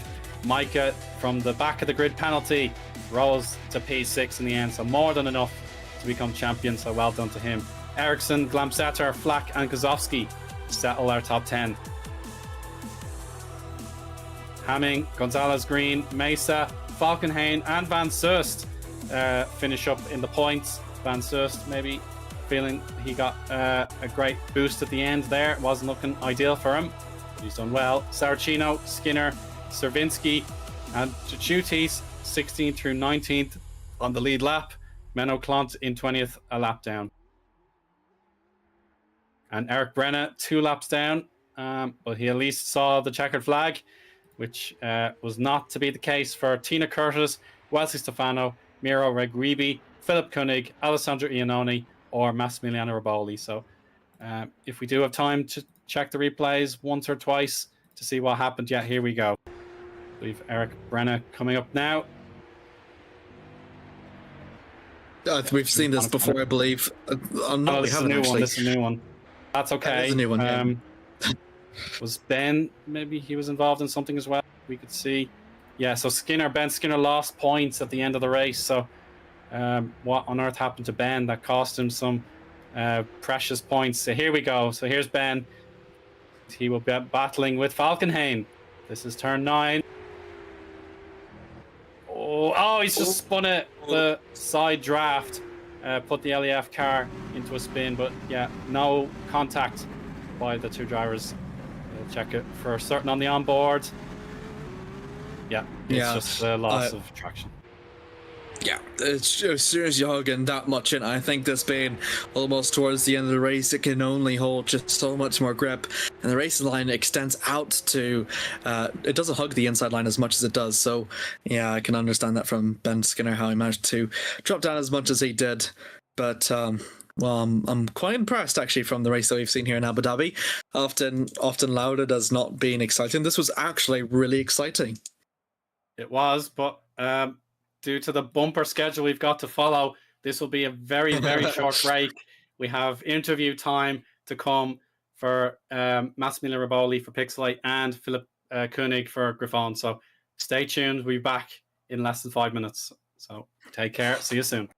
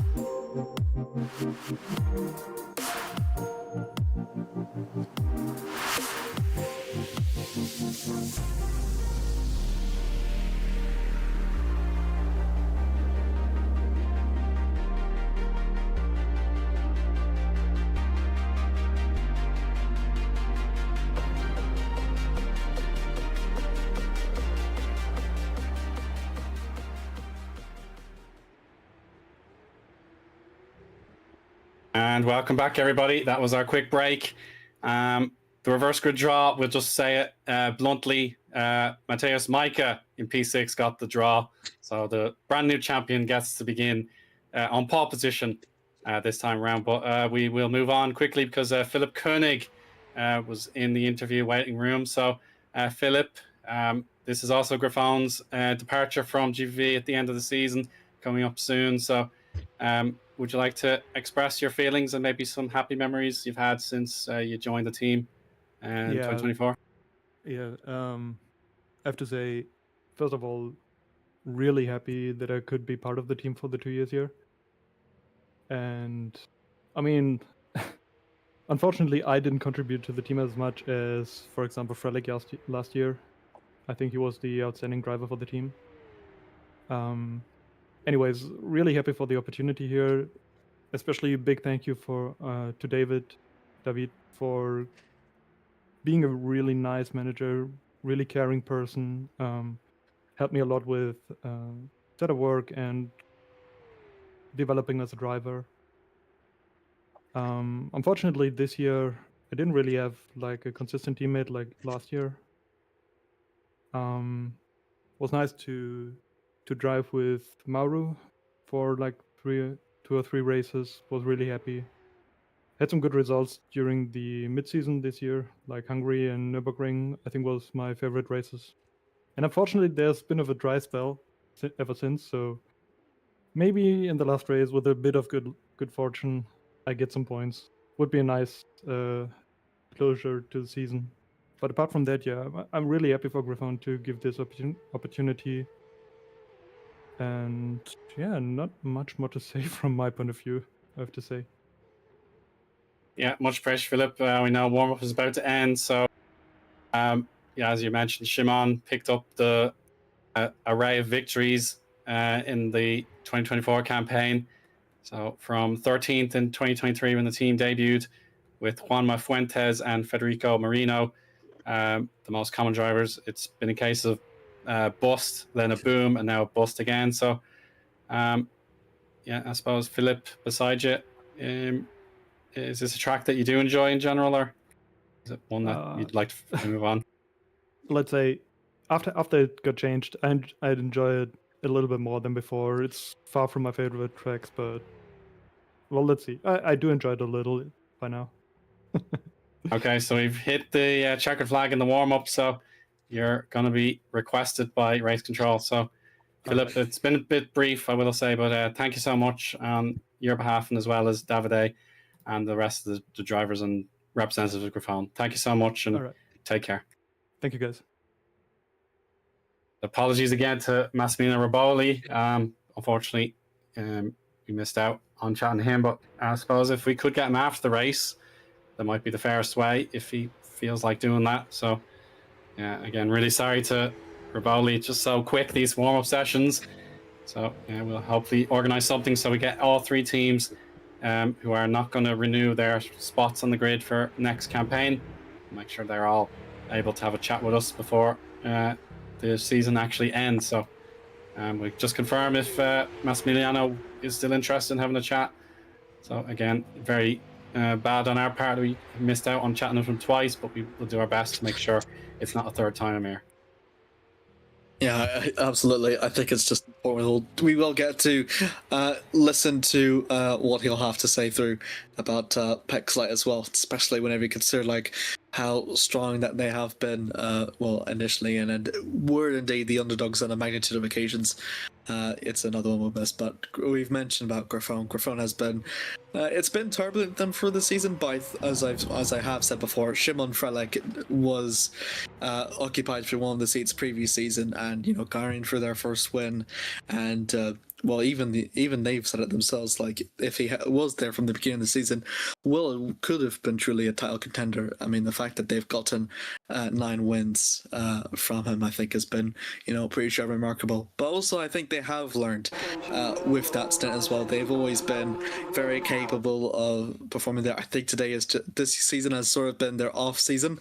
I think I can understand that given the the messiness that sometimes Formula Sprint 1 can often produce, but they've given names like Turi and Torzoli and Cervinski their first ever taste in F1 machinery, and they both have proven to themselves, on a magnitude of occasions that they are very, very good. So I think they've been very good at recruiting in for talent. I think it's been a very good season for them for that regards. Yeah, for sure. And now we have our grid being formed now. So we have a look at Micah, who probably can't believe his luck getting the correct number to appear. It was like the best possible outcome.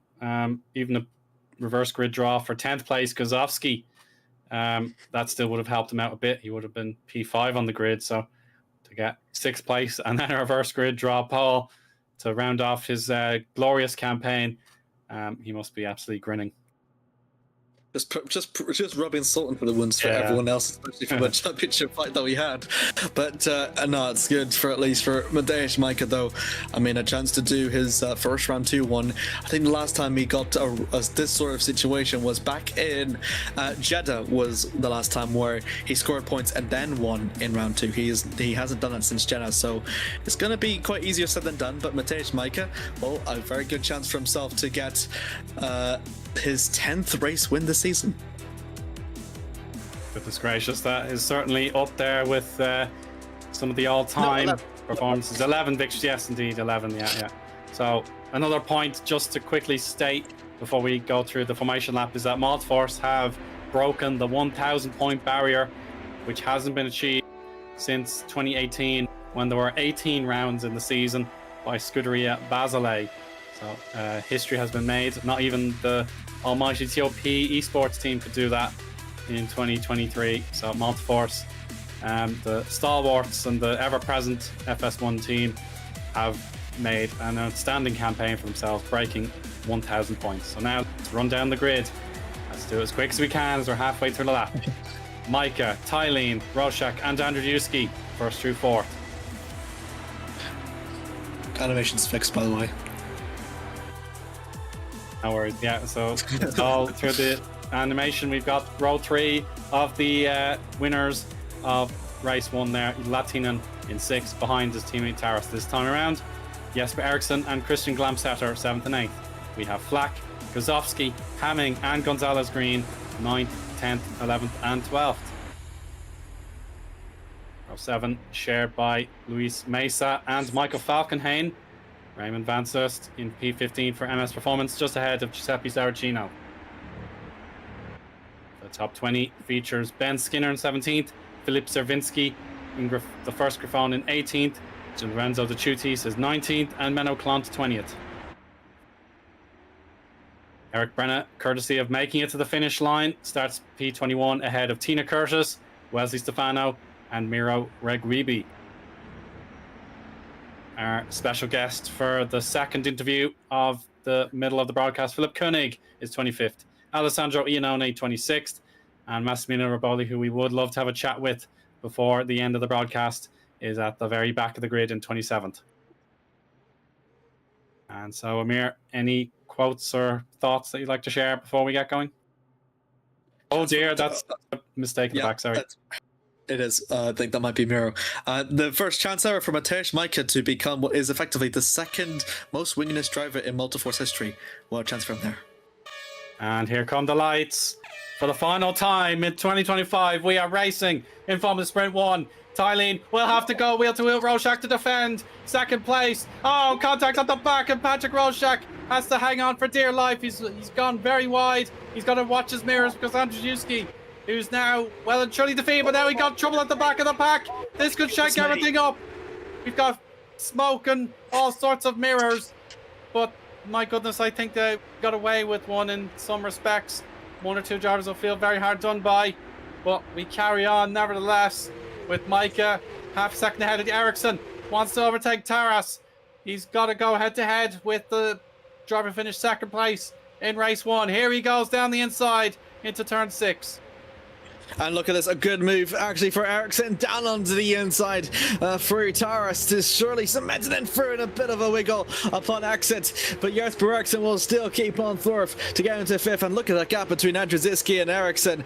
That intense fight that we've seen here has really shuffled the grid up fourth. As look at this, a three-way car battle in between for turn 9. This is going to be between Menno and holding into the outside. Giuseppe Saracino is at risk of losing the position to Fokkanen as he swings around for the outside. But Saracino will hold through. They will make contact. Saracino stays on track though. Fokkanen rejoins, still side by side. Still going to be side by side. We got there for Saracino. Saracino will have to go off. Yeah, and now that in terms of the top honors, that's sealed for sure. Of course, so many teams championship points are available for the battlers up and down the grid. Now the battle for 13th or potentially 12th in championship is very, very hot and very, very tense. But the drivers are letting the hair down and they're really going for it. And none more so than next in pole team's Patrick Roszak, who was almost knocked out of the race at the first corner. He wants this win to make sure that next in pole team don't feel like the left out team in terms of picking up the winners' trophies. And this is a heck of a time to do it.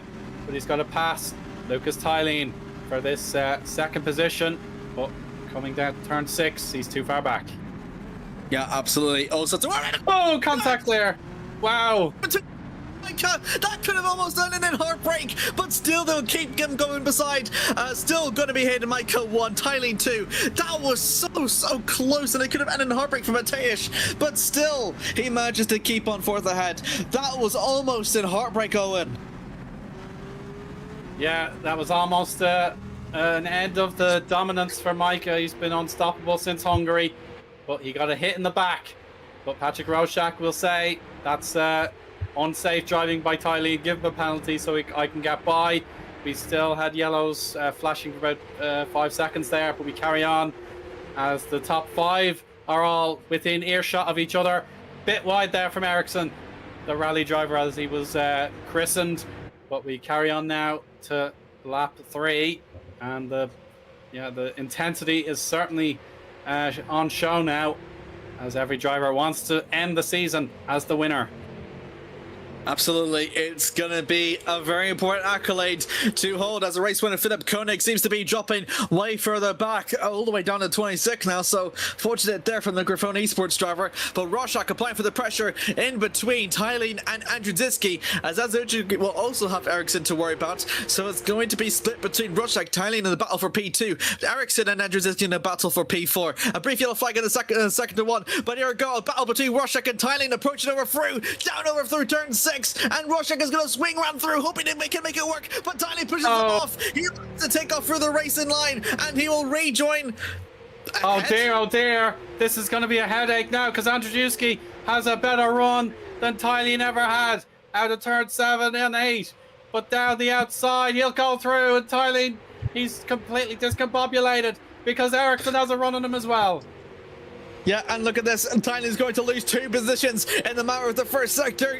Ericsson goes a look down over through turn 12, and he will make it stick. I think Roszak gained time there, so he'll have to give some positions back because he's made illegal overtakes in the result of this. That means if he is going to make those positions back, then the result is going to be null and void, or at least will be penalised. Penalised, yeah. He will be penalised, but Micah, he's able to pull out more good pace. We'll check the laps now. 1:33.2 there. Roszak's time was deleted for going off the circuit, so we don't know exactly how quick he was. But Andrzejewski now in P3. He'll be eager to find out what decisions can be made, but we'll have to move on because Scott Flack is now picking his opportunities against Hamming, who loves a race to himself. He's going to have to use push to pass here, and we can barely contain our amusement here due to all the goings on. Roszak, if he was to take the lead here, then surely he'd have to be docked a penalty because it would be through an unfair advantage. And Tylien now down P5 will wonder, what more do I have to do? So he's going to block the progress of Hamming there. More yellow flags waving. You can see Ericsson, Hamming and Flack are on soft tyres, so they need to make moves as quickly as they can. But of course the tyre life was pretty formidable in race 1 for a lot of the drivers who elected to go longer on the softs. I'm thinking if Rorschach is trying to maybe win the race, not just on track, but also off track as well, hoping to use the defense that Thailand pushing him off, coming for turn 6, means that he had every right to rejoin up ahead of him because he didn't give him room. So it's going to be interesting to see how the discipline committee is going to figure this out, if this is going to determine the race winner here for the final race. But Rorschach hoping to make the move onto Matej Micah, applying to every pressure he possibly can, but we'll have to worry about Andrew Ziski following through behind. That's right. Here we go. Lap 5 of 19. They're really flying by. And Ericsson just watching to see, as a lot of the drivers use every ounce of the runoff that they can. This time, Rorschach his times are still not rendering, but Hamming was very quick on that previous lap with 1 minute 32.7, using that rubber to his advantage. But Ericsson, this looks really, really strong now. He'll get a lot of the slipstream as Andrzejewski just continues to follow Rorschach. He doesn't have to weave just yet. He leaves the door open, but it'd be wise not to challenge just yet. There's still enough racing to be done. Yep, absolutely. Coming over for the chicane now. I think we've seen someone drop off a little bit, but not quite sure. Ericsson just keeping for the pressure onto Andrzejewski as much as he can, and Andrzejewski himself also applying the pressure onto Rorschach. So it's just going to seem to be not going to be quite aggressive, as Thailand and Scott Flack going to go side by side. Flack swings around for the outside through turn 9, and that will get himself up to 6. Thailand is still continuing to drop here, Eoin. Oh, this is very scary now for Thailand, since the moment there with Rorschach.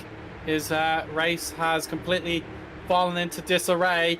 He could still save it, of course, but he's down 5 positions compared to his race start. Hamming is on the upward trajectory with 6 positions gained, but the top 5, or the top 3 I should say, Rorschach and Andrzejewski have gained 1 place each as Thailand tumbles down. Ericsson +3, Scott Flack as well +3 in between Hamming there.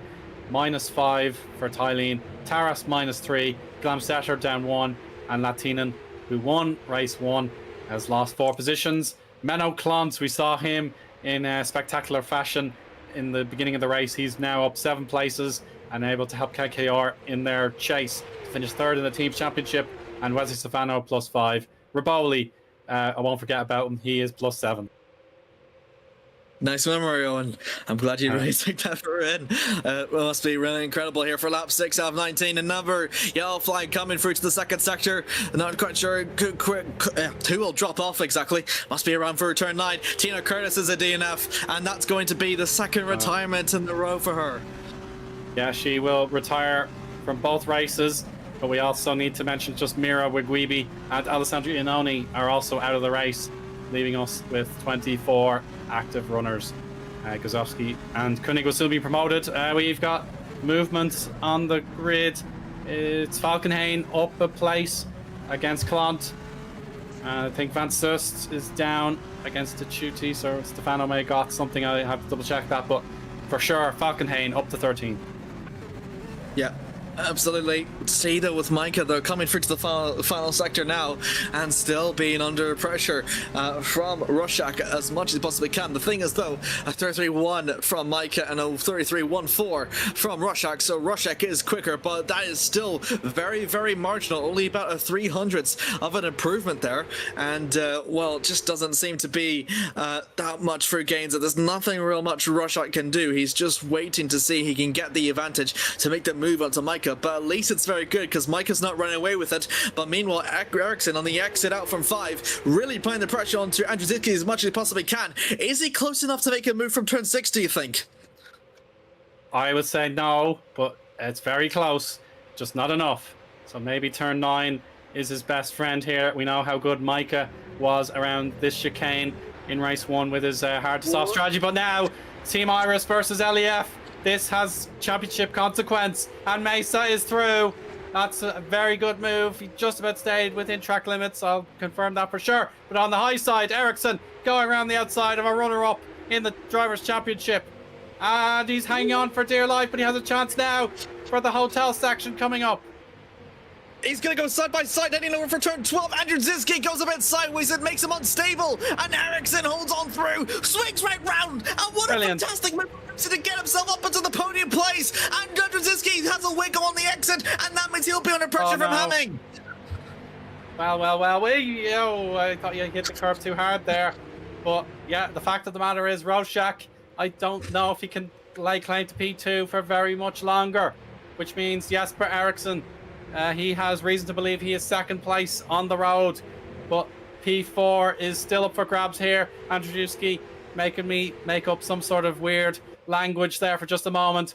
But now, on the flip side, Scott Flack looks pretty strong in Sector 1 now. We'll confirm those times for you right now. Yeah, a slight gain for Pavel in the end. But Eriksson is the quickest of all in Sector 1 this lap at the moment.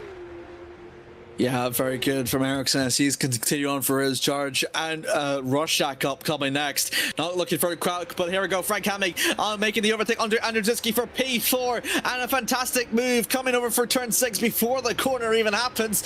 And Andrzejewski is still continuing to fall off as Flack is going to be the one behind to hopefully to make another move. Maybe over down from turn 9 if he ever so wishes. A bit of the push to pass if he wants. And we're going to see a long through here. Scott Flack tugs it down for the inside line, and look at that move, fantastic there from the Australian up into P5. The Polish driver of Andrzejewski really is struggling here, Owen.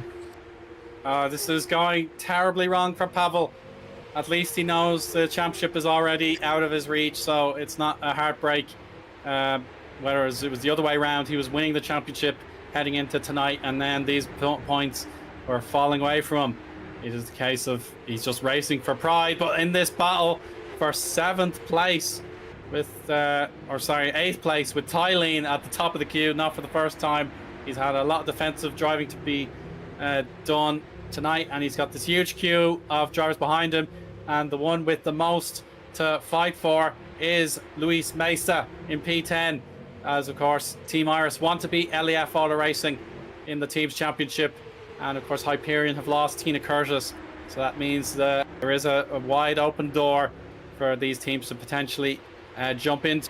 Hyperion on the brink of losing 12th place in the championship, but Team Iris need a little bit more kindness from up and down the grid here if they want to actually beat LEF. Oh, here we go, Latina on the inside. Yeah, here we go. Look at that through. Actually really makes it in before the corner even happens. And Tylene loses it out, going out for P9, a bit much onto the curb though, to Latnin's liking. And is that going to compromise him overcoming for turn 9? Is it going to be enough for Tylene to apply the pressure? Looking onto the rear wing, onto him. Tylene looks for the outside, but it might be a bit too much though. Is it going to allow it to be under pressure from Mesa down for behind? We'll have to see. Mesa makes the move, a bit of a contact though. Tylene goes off, and Mesa was contact. Mesa goes round, and he'll fall out of all but one of the points, which means LEF have the championship permutations in their hands now, with Gonzalez Green rising to P10 as a result there. But Tylene will have to put up his hands and say that was completely my fault, but I'm sure at the replays we'll have to double check that. Just so unlucky at that part of the track, and Mesa will be absolutely crestfallen. And we know Tylene's already been struggling with the car after the earlier moment in the race, and he's got the Team Sheba duo behind him now, so we'll check out the replay. Mesa getting down the inside, better exit on the banking, and now rejoining the circuit. Still full throttle there in the edge, just unfortunate that the track comes to the right and the contact was made. It's not that it looks unintentional, but it just looks like whenever Tylene's rejoining, he's off the racing track and then rejoins in. He doesn't want to lose the speed, but I don't think he was anticipating just being that close to Lewis as he's got. And you can see he did let go of the throttle because he really didn't really expect the Spaniard to spin or be that close. So Tylene has been very deeply affected by it and probably will warrant the penalty. But that's unfortunate for Mesa and also for Team Mars, especially when you consider their last gasp. That was one of their last attempts to get points up against LEF. Yeah, we're across the halfway point now. The season is only 10 laps away from its conclusion, and we don't know who is on the podium, as Rorschach, of course, used the runoff area to gain an advantage to overtake Lucas Tylene earlier in the race. So Jasper Eriksson, he shouldn't do anything out of control and out of the rule book to make this overtake. But of course, he'll regret it if he doesn't do anything at all in case Roszak has mitigating circumstances in his favor. But I've been building it up all night long. Next in pole team, they've been left as the bridesmaid, seeing all the other teams in their vicinity win at least one race this season, despite the 1,000 points plus dominance of Multiforce GP. This is their last chance to become a winner since the team got rebranded, and they have to do it somehow, some way against the brand new champion Mateusz Majka. What a way to do it, very especially as well for Roszak as well in the final race of the season to niche that race win. But also 0-1 is also going to look to repeat that accolade, so Mateusz Majka is not at all going to be having an easy time to defend from Roszak and Eriksson, especially when we consider Eriksson and Roszak for their intense fighting in the early stages of race 1. They definitely want to continue that through into the second race, and without about 8 laps left to go, it is not at all going to be smooth sailing for Majka, but he's doing very well at least to keep control into the race to his terms, and Roszak just needs to find an opening and stick to it. Yeah, that's the thing now. And again, through the tricky complex there, turn 14 now. But Hamming, oh, this is so close. This is absolutely nail-biting stuff now. The fact of the matter is, we don't know for sure how Roszak will be dealt with, but at the moment, Hamming, with his race 2 acumen, he wants to make absolutely sure he's on the podium, and the best way to do that is to beat Eriksson on the road. We've got a mistake. Yeah, Lorenzo's dropped. He's all the way down to P17. I just saw him on the timing tower, and that's unfortunate, but he still seems to be running, though. Thank goodness for that. He's not out of the race completely, but Raboli is now in pit lane, so that's a worrying sign, as Pixelate will depart the scene, just like we had Griffon and 100 to 1 in the booth earlier. Oh, and here's Scott Flack. This is Hamming on the defensive this time. My goodness me, that was a defense coming over through turn 6 through to 7, and now approaching over for 8. Flack trying to use the slipstream to make a move similar to what he made onto Andrzejewski a couple laps prior, but not quite close enough though, and we'll still have to hold on to 5th, as still seems to be staying all the way around between Majka, Roszak and Eriksson. Still 3/10 of a gap. Saracino making the move onto Tylene. This is going to be over for P12 as he swings right through the outside line. Tylene will hold on to the more advantageous inside line, but it's still not going to be enough. Saracino plays onto the pressure as much as he possibly can, coming over for turn 10 through to 11, and Tylene almost squeezes him out, but Saracino will have to go back to a single file. Yeah, brave effort there. Oh, a little bit close to the wall. Thankfully, nothing too drastic. But yeah, turn 14 hasn't been too bad for the Jerry drivers. Just 1 or 2 small incidents that we've seen earlier. But Saracino watching his mirrors because Wesley Stefano is here. MS Performance still have pride to fight for against 0-1 Esports, but of course Eriksson on the podium guarantees 0-1 Esports will be the 9th place team in the championship, and they may even jump up to 8th against Pixelate. So yeah, it will be P8 for 0-1 Esports. MS Performance needs some more points if they want to finish in P9 after all.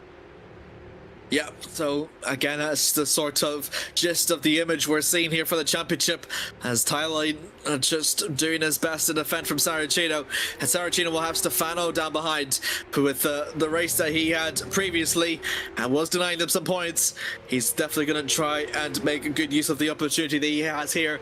Another yellow flag in the first sector. Can't see anyone though dropping onto the timing screens, but Saracino almost down through turn 9, was almost looking for it, but thought better of it.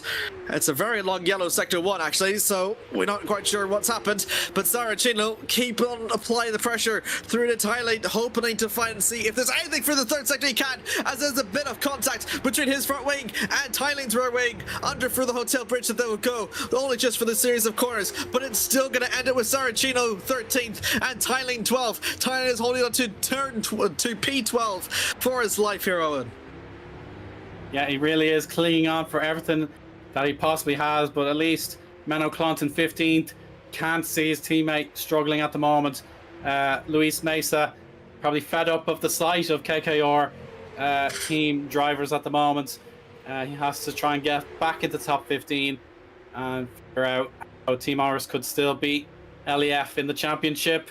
Saracino making sure the Team Sheba's absolutely phenomenal season doesn't end on a drab note. He has P13 at the minute, so it's enough for some points, but he wants to improve that by another one against Tylene, but Tylene is able to follow the high side before we break for turn 7 and 8. Or sorry, 6 and 7. You can I just said it. Yeah. It's fine. You can sort of see the tire into Saracino right onto the left that he's been flat spotted, so he has locked up, which means that his tire compound is not at all up to fresh air condition, and Scott Flack is dropping. Oh gosh, no, Scott Flack in big trouble from 6th place. He's now down to P10, and it's getting worse and worse. We don't know where he is. He's got a lost front wing. No. My goodness gracious, this is horrible. Scott Flack having to get up in the early hours, and he will not get a double points finish tonight. Through turn 9, already ahead from Andrew Ziski with a great overtake, and that was a spot that we've seen similar through to before, and with I think it was the GTs previously, the first race, and again, just really hard to keep that car under control. This is Philip Koenig way earlier on, coming over for turn 1. It just seems to be continuing through the racing line and simply loses it, and what a contact with the barrier. And without that reel means that he'll pose through to retirement. I think he just simply loses it coming over through 2 here.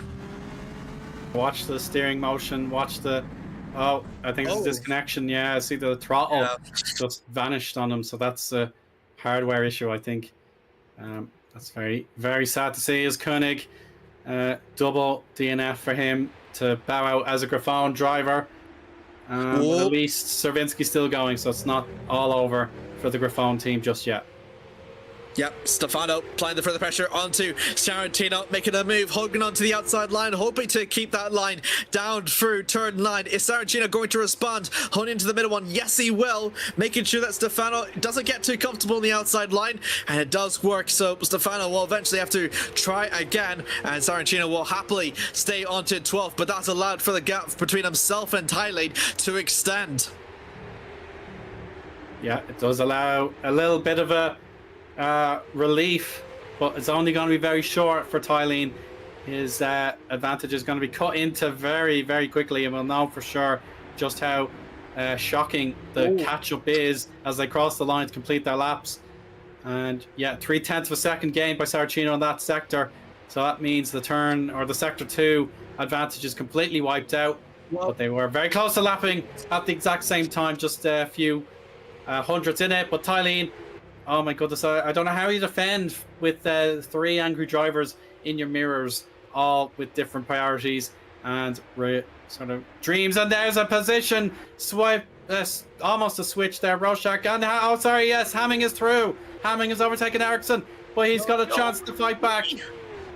Oh, what an overtake! Hamming got himself up into 3rd. Ericsson trying the best to make his move down for turn 9 to retaliate back. He's going to try and look for it, but he's too far away. And Frank Hamming has surely cemented it up ahead for 3rd place. Yeah, I was thinking that Rorschach had overtaken, but no, it was actually Ericsson who has lost the podium for now, all hinging on the fact that Rorschach gained an unfair time advantage in the early goings of the race. Absolutely no clue if that's going to be enforced immediately or in the post-race scrutineering. But as we get to the 3 laps to go to conclude the FS1 campaign, we've been treated to some absolutely outstanding performances throughout the year.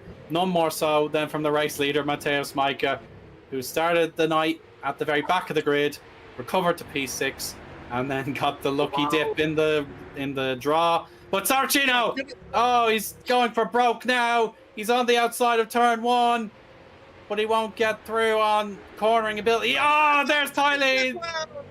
There goes the back end, and he will not have any points. He's got to be careful on the rejoin as through goes Ben Skinner. But of course, it's far from over in that contest because Saracino is now P11.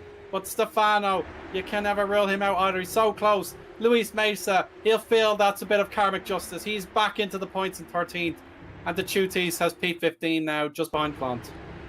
Yeah, so this is going to be the replay. Thailand and Saracino already. Thailand has already lost a bit coming for the final corner, so Saracino had a bit of advantage coming in for one, and that is the second contact in the span of just one corner that has allowed for Lucas to go around, and you can already see he was also flat spotted, so he was effectively in the same tires as Saracino is, which effectively means he needed to be careful and nurse it, but that contact really just spun him out, and unfortunately he'll be in P18. Yeah, and there's too much to ask of a car that has been ill and uncooperative for a long time for the Super Swede. Yellow flags in Sector 3 again. Any hints about who that could be? First, maybe? No, it's not. He only just dropped one position. Another yellow flag in the third sector, though, so it's quite hectic to see who it will be.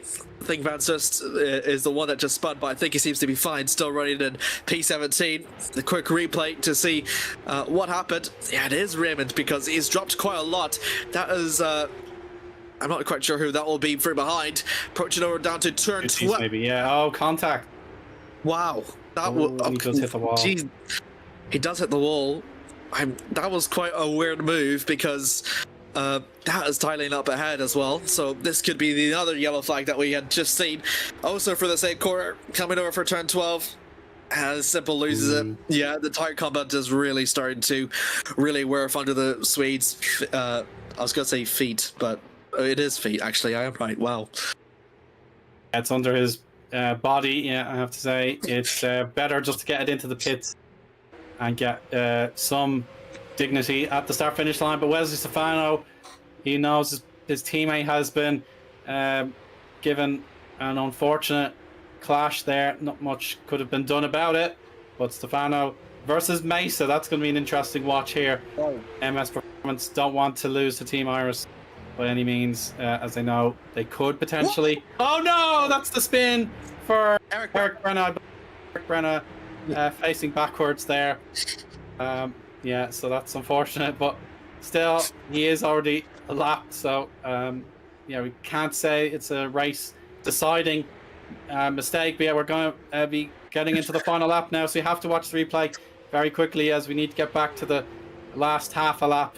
So Eric Brenna now into turn 12. He go 12, yeah, turn 12, and it's just a unfortunate spin. Yeah, and there's the race leaders coming by, so at least they all knew they could just go around him, and he didn't move anymore once he got the order just to not move. But yeah, Micah, he is powering down the back straight now through to the turn 9, banking. He will go. His lead has definitely grown.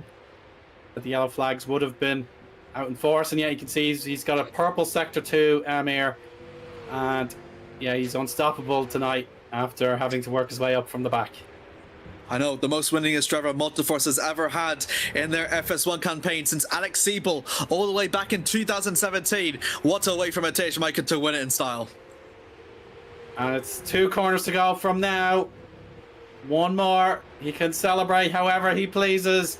He backs up his championship win with a very, very impressive race 2 sprint triumph. Patrick Roszak, we will wait and see what happens to him.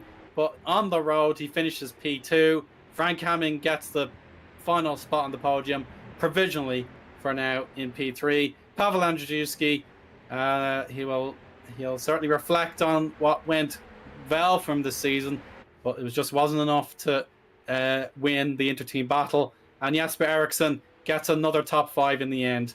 Taras Latinen, Gonzalez Green, Glamstetter, and Falkenhayn are the top 10. That's a fantastic race, I must say. What a phenomenal race too. Abu Dhabi really true and well he did provide. But Matej Micah, once again, a way to cement yourself as the 2025 Formula Sprint 1 champion by being declared as it. You go ahead and win what is your 11th race win this season. So very impressive there from Matej, I must say. Was indeed. yeah. So, out of the 32 individual races to win 11, that is really the stuff of legends to get the kind of winning percentage in such a very exciting and fascinating grid of drivers and teams. He's done an utterly stunning job to walk away as champion in 2025. Mike Quint set the bar, and certainly Mateusz Majka has burst through it, and he can just celebrate however he pleases now. He's scored probably just shy of 550 points this season. Patrick Roszak, his compatriot, is also having a lot of fun there, but we don't know where he'll finish up come the post-race stewarding. Frank Hamming P3, but he'll be excited at the potential of a P2. We'll wait and see. Pavel Andrzejewski could be on the podium himself. We'll wait again for that. Jesper Eriksson, fabulous drive for Zeeuw Esports, and that will help them rise up the table against Pixelate. Oliver Taras beats Yassi Latinen this time for the Apex GP duo. Alex Gonzalez Green, he peaks at just the right time for Lorenzo Tervic Funcic and his eponymous team there in P8. Christian Glamstetter, a really great cameo for him. He makes a return to F1 action in P9, and Michael Falkenhayn doubles up for 0-1 in 10. Giuseppe Saracino gets points for Team Shiba in 11th, with Menno Klont in 12th. Luis Mesa, he'll be proud of himself having to fight back from a collision with Tylene. He got 13th. Wesley Stefano 14th, and Lorenzo De Ciutis also finishing up his campaign with a point in 15th. Raymond Van Sust, Ben Skinner, Scott Flack, Massimiliano Riboli, and Philip Servinski complete the top 20 but don't gain any points. Lucas Tylene, the last driver on the lead lap, but it would have been close as he had that big spin, series of spins I should say, that flat spotted his tyres, but he's 21st. Eric Brenna did have that one spin that we caught on the replay that affected the race leaders a little bit, but he was able to finish 22nd. But the DNFs were Philip Koenig, Matthias Guzowski, Tina Curtis, Miro Wegribi, and Alessandro Iannone. So there we have it. As a matter of fact, that is the 2025 season complete. Amir, before we head to the interviews, do you have any final thoughts? It was a great race, honestly. Both races, in fact. I mean, I couldn't think of a better way to really close off this season for all of its for all of its drama and for all of its spectacular racing that we've seen. A very good way to close it in very grand fashion. And indeed, this race really did had a kind of a bit of a summary for what the entire 16 calendar season of Formula Sprint 1 has really come down to. It was all about that and more, and it was great to have it here at Yas Marina. So big thanks to all the drivers and to all the teams that have not just contributed here throughout the this race here today, but also throughout the entire season. It's been very, very nice to have been commentate here, and especially also with you, Eoin, and also with you, Remco. I know we're not closing the broadcast, but want to give my thanks right here. That's very, very much appreciated, Amir. Thank you so much. And we anticipate a super duper interview section, but Lorenzo made a request. He wanted to go first as he is currently on his holidays. So Lorenzo, congratulations on a very good result there for Alex in race 2. How does it feel? It feels good for me, and probably more so for Alex, because I mean, it has been his rookie year in FS1, having made the jump from Academy to FS1. And I mean, I was right to trust him. I was right in supporting him. It just hasn't come to light until maybe a bit too late. But I think this is a sign of future things to come. Well, I mean, Alex has shown today with his P12 and P8 that he is worthy on staying on the FS1 grid for next year, and he definitely will with our team. The question now for me though is who's going to be joining for 2026. And, I think with the results he got today, we've jumped Hyperion and stayed ahead of Iris and Griffon. So, 12th in the standings, way lower than what I anticipated after round 1, which was fighting for top 7. May have been overly ambitious for our first year, but, we'll work on that for next year then. Yeah, absolutely, Lorenzo. But I know 2 weeks ago was one of your low points. It was a very, very tough situation. But at least now you talked about the balance between hope and reality. And at least now Alex gotten back to his very best form. That really helps out. But certainly Ben Skinner as well, you have to say. He may not have been awarded as well, but he definitely put in a good show. Just so unlucky in race 1. No, yeah, I mean, Ben came up after race 1 and said, I mean, it's my mistake that adding a P15. And that's something that, I mean, at least in GPVWC, well, I know this is for some drivers, I'm not going to be naming names because it's worthless to do so, but drivers do tend to, in this league, not owe up to their mistakes. And for him to do so is a sign of a driver who's good and who's willing to improve from his mistakes. So yeah, Ben isn't going to be staying with us for next season as a main driver. That doesn't exclude any potential emergency drives. Again, I can't read the future. I don't know what's going to happen. But what I do know is that Ben is going to be with Orbit Motorsports for 2026 in Formula Sprint 2. And yeah, I'm happy to have given him the chance in FS1 today. It didn't turn out as well as either of us would have wanted, but, you know, I'm happy to have him on board with us.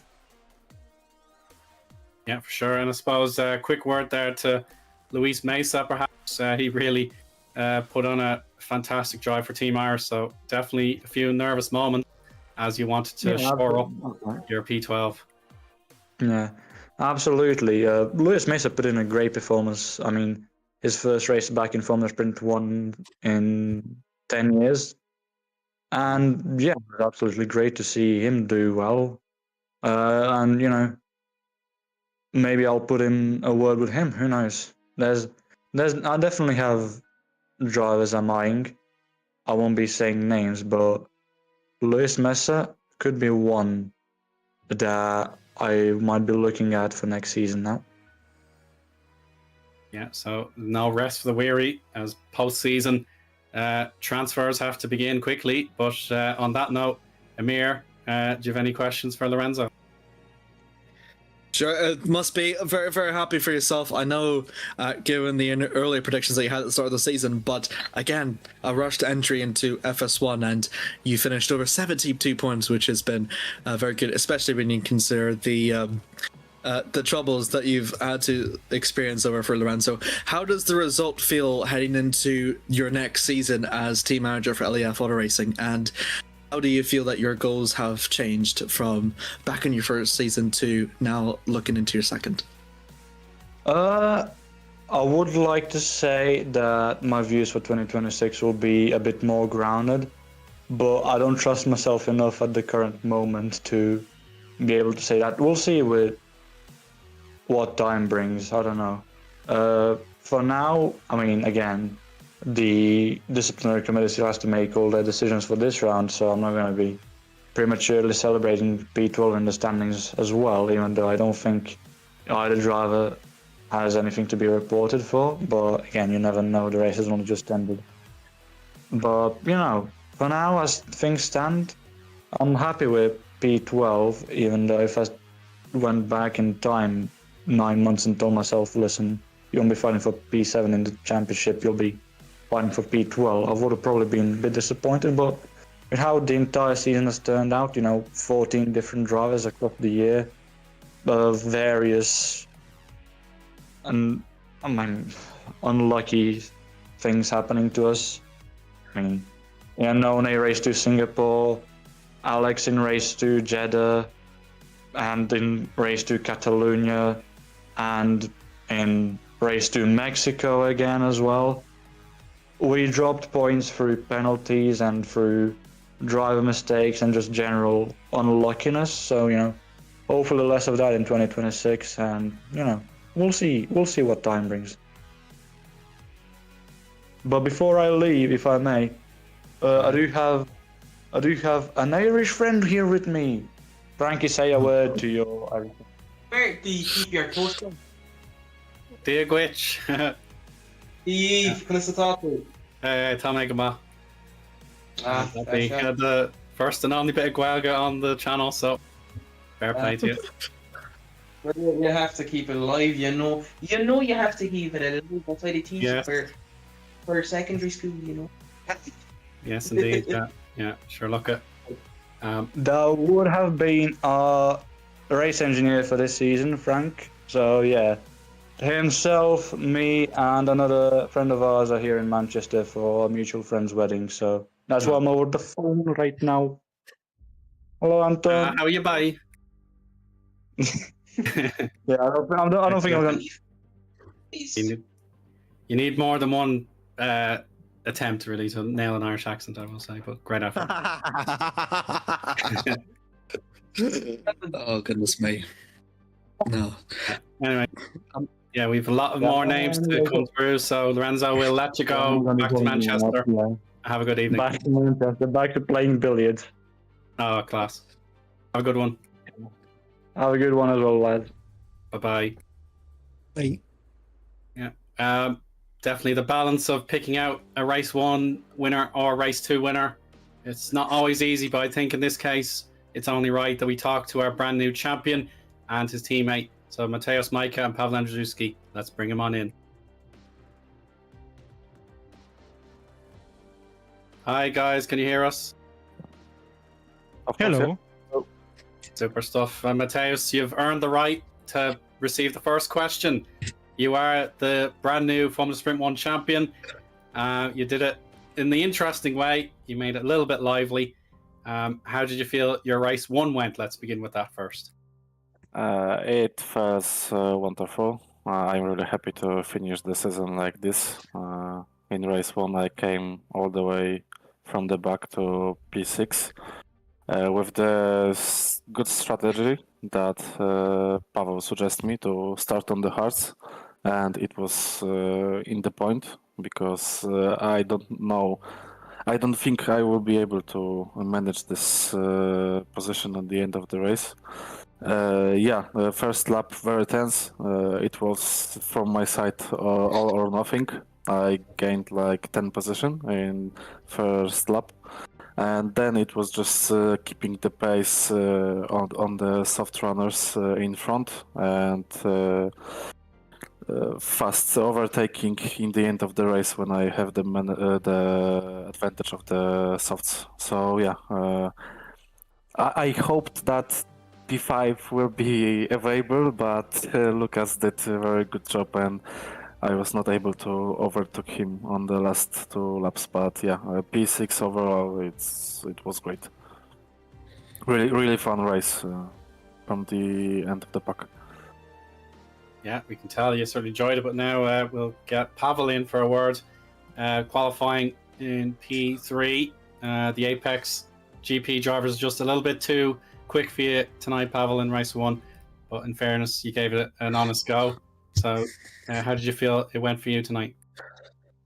Yeah, they were better today. They prepared the better car in qualifying. Jas's first lap was actually over my limit. Even though if I had a chance to get close to him, but it was impossible for me to beat his lap time. So.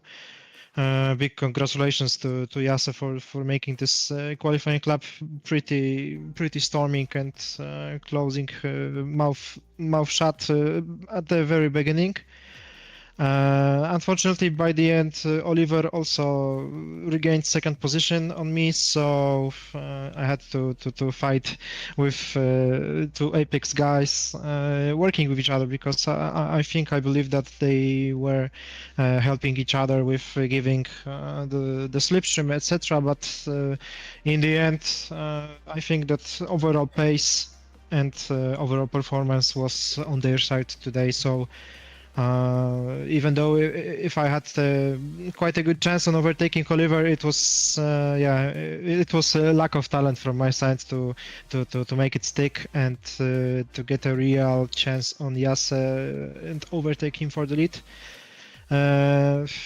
Even though if I finished third, I'm happy with the season that is finally concluded. It was a really long one. I'm happy to get a team championship. I'm happy to get to be on second place in driver standings. I'm happy for Mateusz to be the champion back to back. It's a great feeling to be a part of this monster team we have created this year. And I'm looking forward what will happen next year. It will be amazing to fight once again with each other, with other guys. But for now, I'm glad that it's over. Excellent stuff. I'll let Amir in just a sec, but I suppose just thinking about next year, I suppose the fact that Malta Force have become back-to-back champions for the first time in its illustrious history, there are certainly hints that a promotion might be the ideal move for the team. But if it wasn't to be and Malta Force continue to defend their titles, would you want to stay in FS1, or would you believe Super Lights is now a possibility for you, Pavel? It's a question to Jason. If he wants to move Malta Force, I wouldn't speak on his behalf. He's needed to give you some opinion on that. I think that's it's almost certain that we will be racing in SL2, and the only question mark that's standing is currently under which brand we'll be racing. I hope that it will stay like that, but I'm also I'm not giving you any clues because it might be interesting to see the resolution of it, and let's keep it like that. Appreciate that. You're right to keep your secrets. So, Amir, do you think you can pose a good question for the brand new champions? Yeah, absolutely. I mean, we haven't seen a team that has reached the 1,000-point mark since all the way back in 2018. Malta Force has never seen the team have seen 16 wins as a team since all the way back in 2017 as well. So it has been a groundbreaking year, not just for the team, but also for the championship. Did you think, we're in answering a question to you both, at the start of the season, given how strong of a pairing that you two had, that you would ever reach the accolades that you did at the end of the season? I think before the season we know that we can be strong, but I was not thinking about this margin we created this year. In the start of the season, I was prepared to go again for the championship battle, but you know the grid was very strong this year here. We can also saw this on the quali pace, because in quali I think I only won 2 or 3 sessions in whole season, and was beaten by Pavel, the Apex driver, the Shiba driver. So yeah, the grid was very strong. I don't think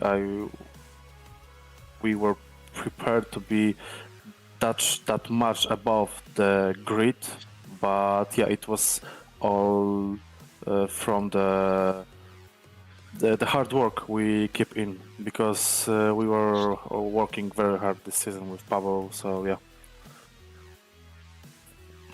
absolutely brilliant, guys. Yeah.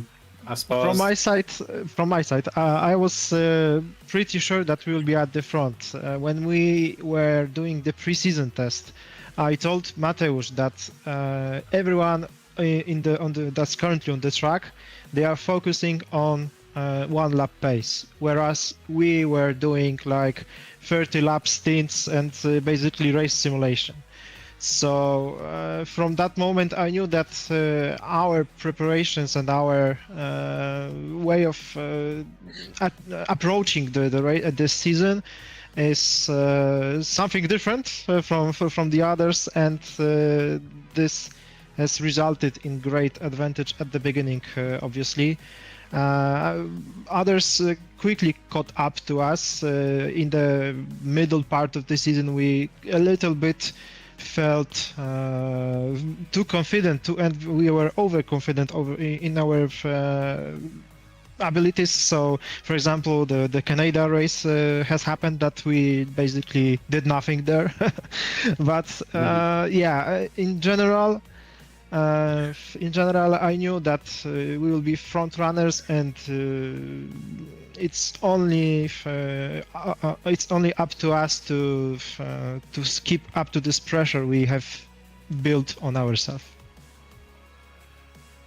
Yeah, I suppose I tipped you in pre-season to win the lot, and I'm glad I was correct in the assumption. So I really appreciate your time, Mateusz. You're the brand new champion, well deserved. And Pavel Andrzejewski will let you both go and celebrate your incredible season together.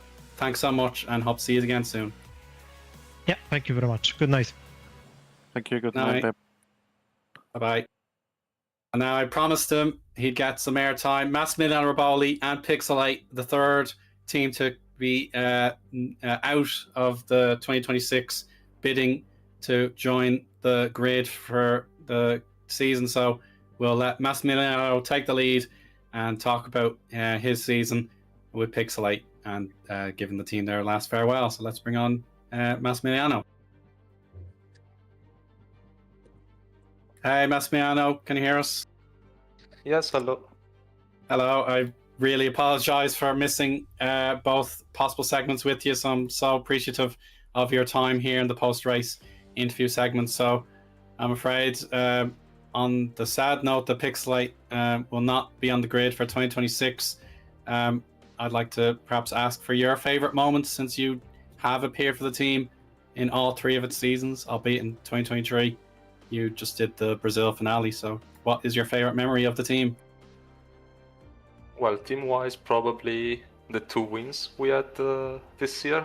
Even though, well, I didn't contribute much for those, but it was still a good moment, both for Jansson and for Luca in Monza. Overall, probably Monza, because as a team we were pretty competitive, and it was probably the first time all season that we had proper practice going on.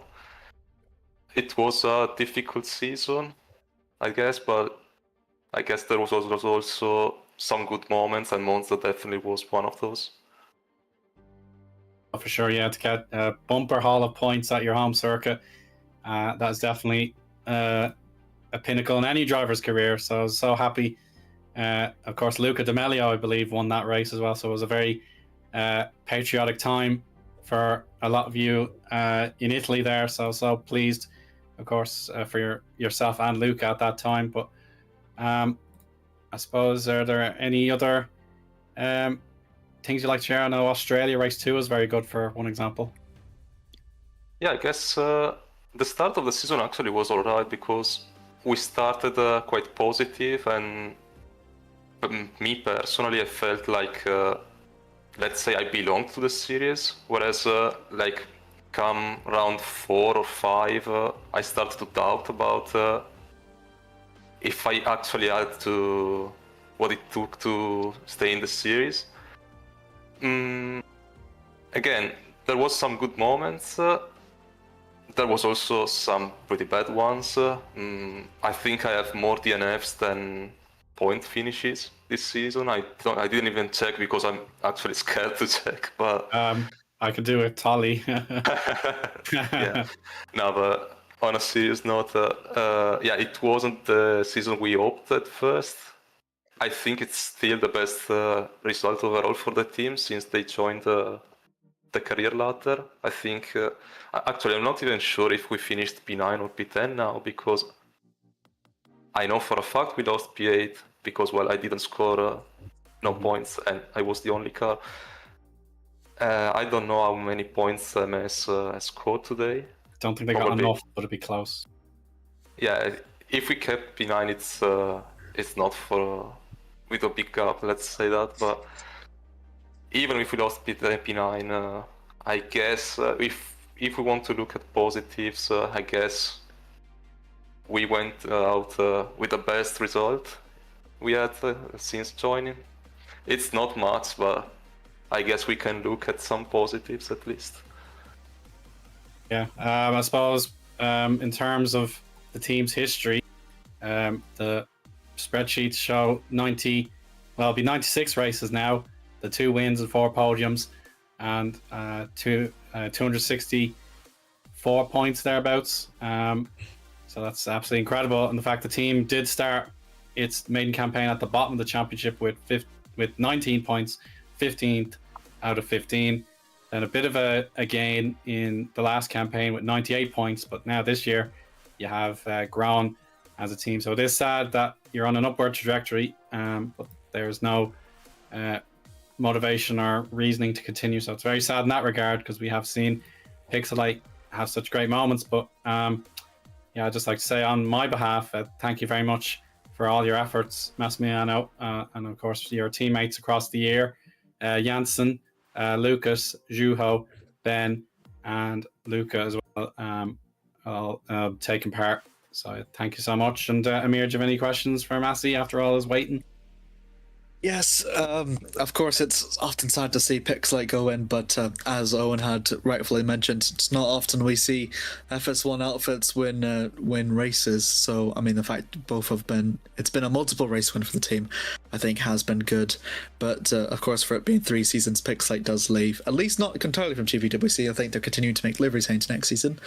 But you yourself, Massimiliano, you've been the only driver throughout the higher Pixelite throughout this season to drive in all the races. How do you feel preparing to next season?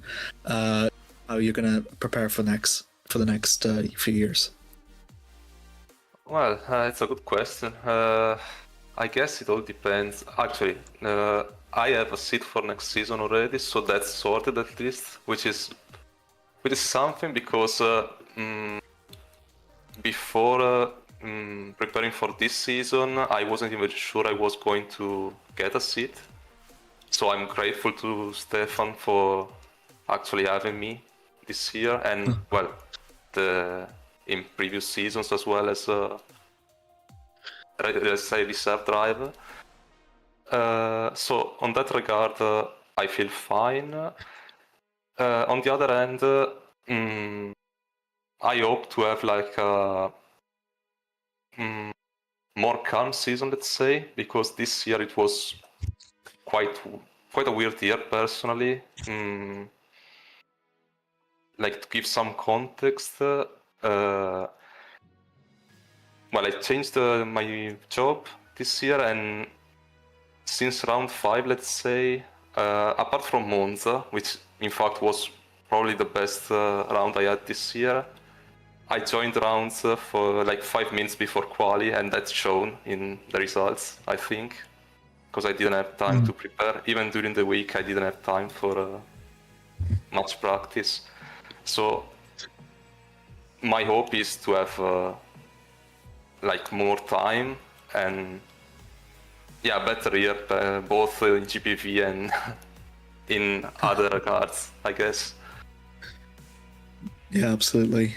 Yeah, thank you very much to Massimiliano, and it does seem to be like it's been a very interesting season from Pixelate, but luckily you've got a seat through heading into next season, and we're looking forward to see how you'll go for another season in FS1. So big thanks for all your time for waiting for the interview, and thank you.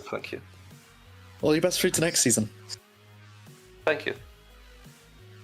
Thanks so much, Massimiliano. Apologies to the Apex GP duo. I saw them in the waiting room, but I just couldn't quite squeeze them in. But 100 to 1, they got some interview time with Eoin in the first warm-up session, but now the 4 representatives are all here. So as a big grand finale for our campaign in 2025, let's have all 4 of these 100 to 1 team members come in for a chat at the same time. So it could be carnage, but we'll try our best.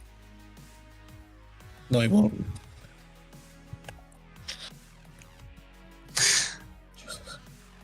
Hi guys, I got this at a bad time. Right. Well, I'll just say, Eric, on alphabetical order, it's your 3rd interview. I haven't forgotten you this time. Yay. I haven't made sure to remember this time. So on your 3rd interview of the season, you got lapped, I think, in both races, but how did you feel your evening went overall? Well, I would use what's it called? I would use Yuho's sensor sound right now, but I'm just gonna be civil about it instead. Yeah. Play the beep again. Alright. Yuho, because you deserved it. Okay. Anyway, as I was going to say, in race 1, the setup was just wrong. I had a busy week and I didn't have time to practice enough, and the setup was just, I couldn't drive with it. I made so many mistakes, almost went into the wall twice at high speeds, and just, it was horrible. And in race 2 I got a better start, but it was just, yeah, I spun once and that messed me up, and then there was a lot of incidents and I just got a bad start. So I decided, after some crashes here and there, I just decided to use it as a practice session instead, and I switched to hards and stuff, yeah. So I am pretty... I'm disappointed in myself for my performance today, but at the same time, you just like gotta think of it as something you can learn from and improve the next time. And this is the end of the season, so far I've had a fun time here. Some ups, mostly downs, but I think that I will do better in 2026. Yeah, that's very encouraging, Eric. Thanks so much. Let's have a chat with Miro next. And yeah, Miro, kind of a case where you had to work hard for everything you got. I know certainly some of the penalties helped you up the grade in race 1, but what were your personal highlights of the night? I know it wasn't easy, but what would you say went well? I do think what went well was the overtakes I made, I guess. It went so fast I forgot most of the things that happened. But yeah, honestly, I had a lot of fun. But yeah, sometimes in that fun I had a spin, and yeah, that made me a DNF driver, on the track. So that's really unfortunate. But for the rest, I really enjoyed it actually. Glad to hear it. I think Zeeuw told us in YouTube chat that you had a problem with your hardware. I think it was race 2. What did you find that caused you to retire from the race? Well, yeah, good question. We don't have a clue actually. Well, I was just driving. I spun because of the tires that were overheating, so I wanted to recover from that. And I was driving back on the track just like normal. But then when I was in a corner, I don't know how that just went. Went like I was driving and then it went to broadcast mode. I don't know how, and I saw the other driver POVs, like in the broadcast view, and then yeah, the camera came back to my POV, but then in the back of my car, which wasn't my camera setting. So I don't know what happened there. Honestly, yeah, it's just not my fault this time, and yeah, just unlucky stuff. Yeah, that's really unfortunate, Miro, but thanks very much for describing that to us. I suppose Zeeuw, it was his grand plan to have the 4 years in, so we'll have a question for Zeeuw lined up. I suppose the team has actually fared pretty well, all things considered, on its departure from GPVWC, staying ahead of the likes of Hyperion and LEF. So, how do you feel that went as a spectator and team assistant there, Zeeuw? How did you enjoy how the team got on in its exit? Well, to be fair, it wasn't our best team exit, but well, I mean, these things happen, to be fair. Sometimes bad things happen, sometimes good things happen, sometimes even things happen. And well, I mean, today was not the best for us. Miro had a problem that he got thrown into spectator. It seemed like something like someone DDoSed his computer or something. Eric had a bit of issues with the setup, and also a bit of wheel spin and spinning.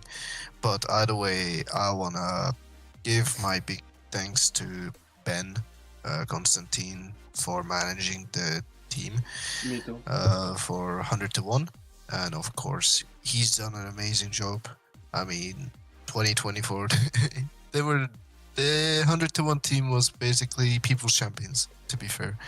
And I also wanted to give thanks to Eoin right here, who's sitting in this voice call as well, for also his efforts, best efforts this season. Of course, it's been a half season, but also last season he did really well. And of course, the likes of course, I can't mention his name. He's banned. But Okay. to be fair, I want to give him credits to his driving as well in Nürburgring. Got also 100 to 1 the podium that they deserved. And yeah, to be fair, if things are going like it is, well, I can't really spoil it. I think Eoin spoiled it, kind of, but it's fine. Right, well, we had Eoin on air earlier, of course, on the warm-up session. So, Amir, does Eoin warrant any more questions, or do you want to open the floor to anyone else? I mean, it's interesting for Eoin, I know, because he's transitioning over to a different role. So I think it's very good that you've had that bit of practice, especially when you consider both Miro and Eric, prior to joining 100 to 1, didn't have any GPVWC career ladder experience. So the pressure might have gotten to both of them, but it's, as you've said, having that good environment has really helped for the long run. But question for all you four individually, it's been a very interesting season. Of course 100 to 1 has been closed, but doors has not closed at all for all four of you. So do you have any at all goals for between you, Eric, Miro, Zeeuw, and Eoin for next season? Want to start? Yeah, I'm not sure actually.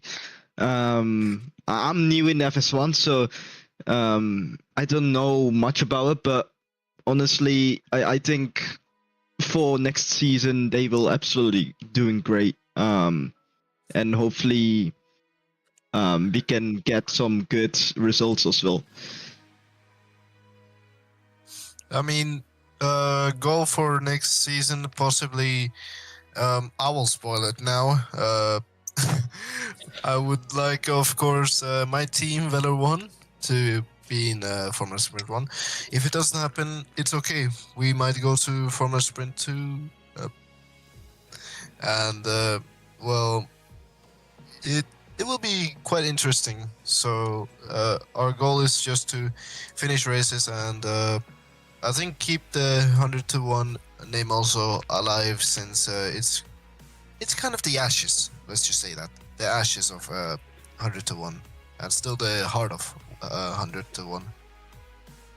I think for me as a race engineer, it'll be like my first season in 2024, or when I was coming back, was just to see improvement every race, and I want to see that from the drivers I work with, and to see a continuous, consistent improvement through the races and through the season.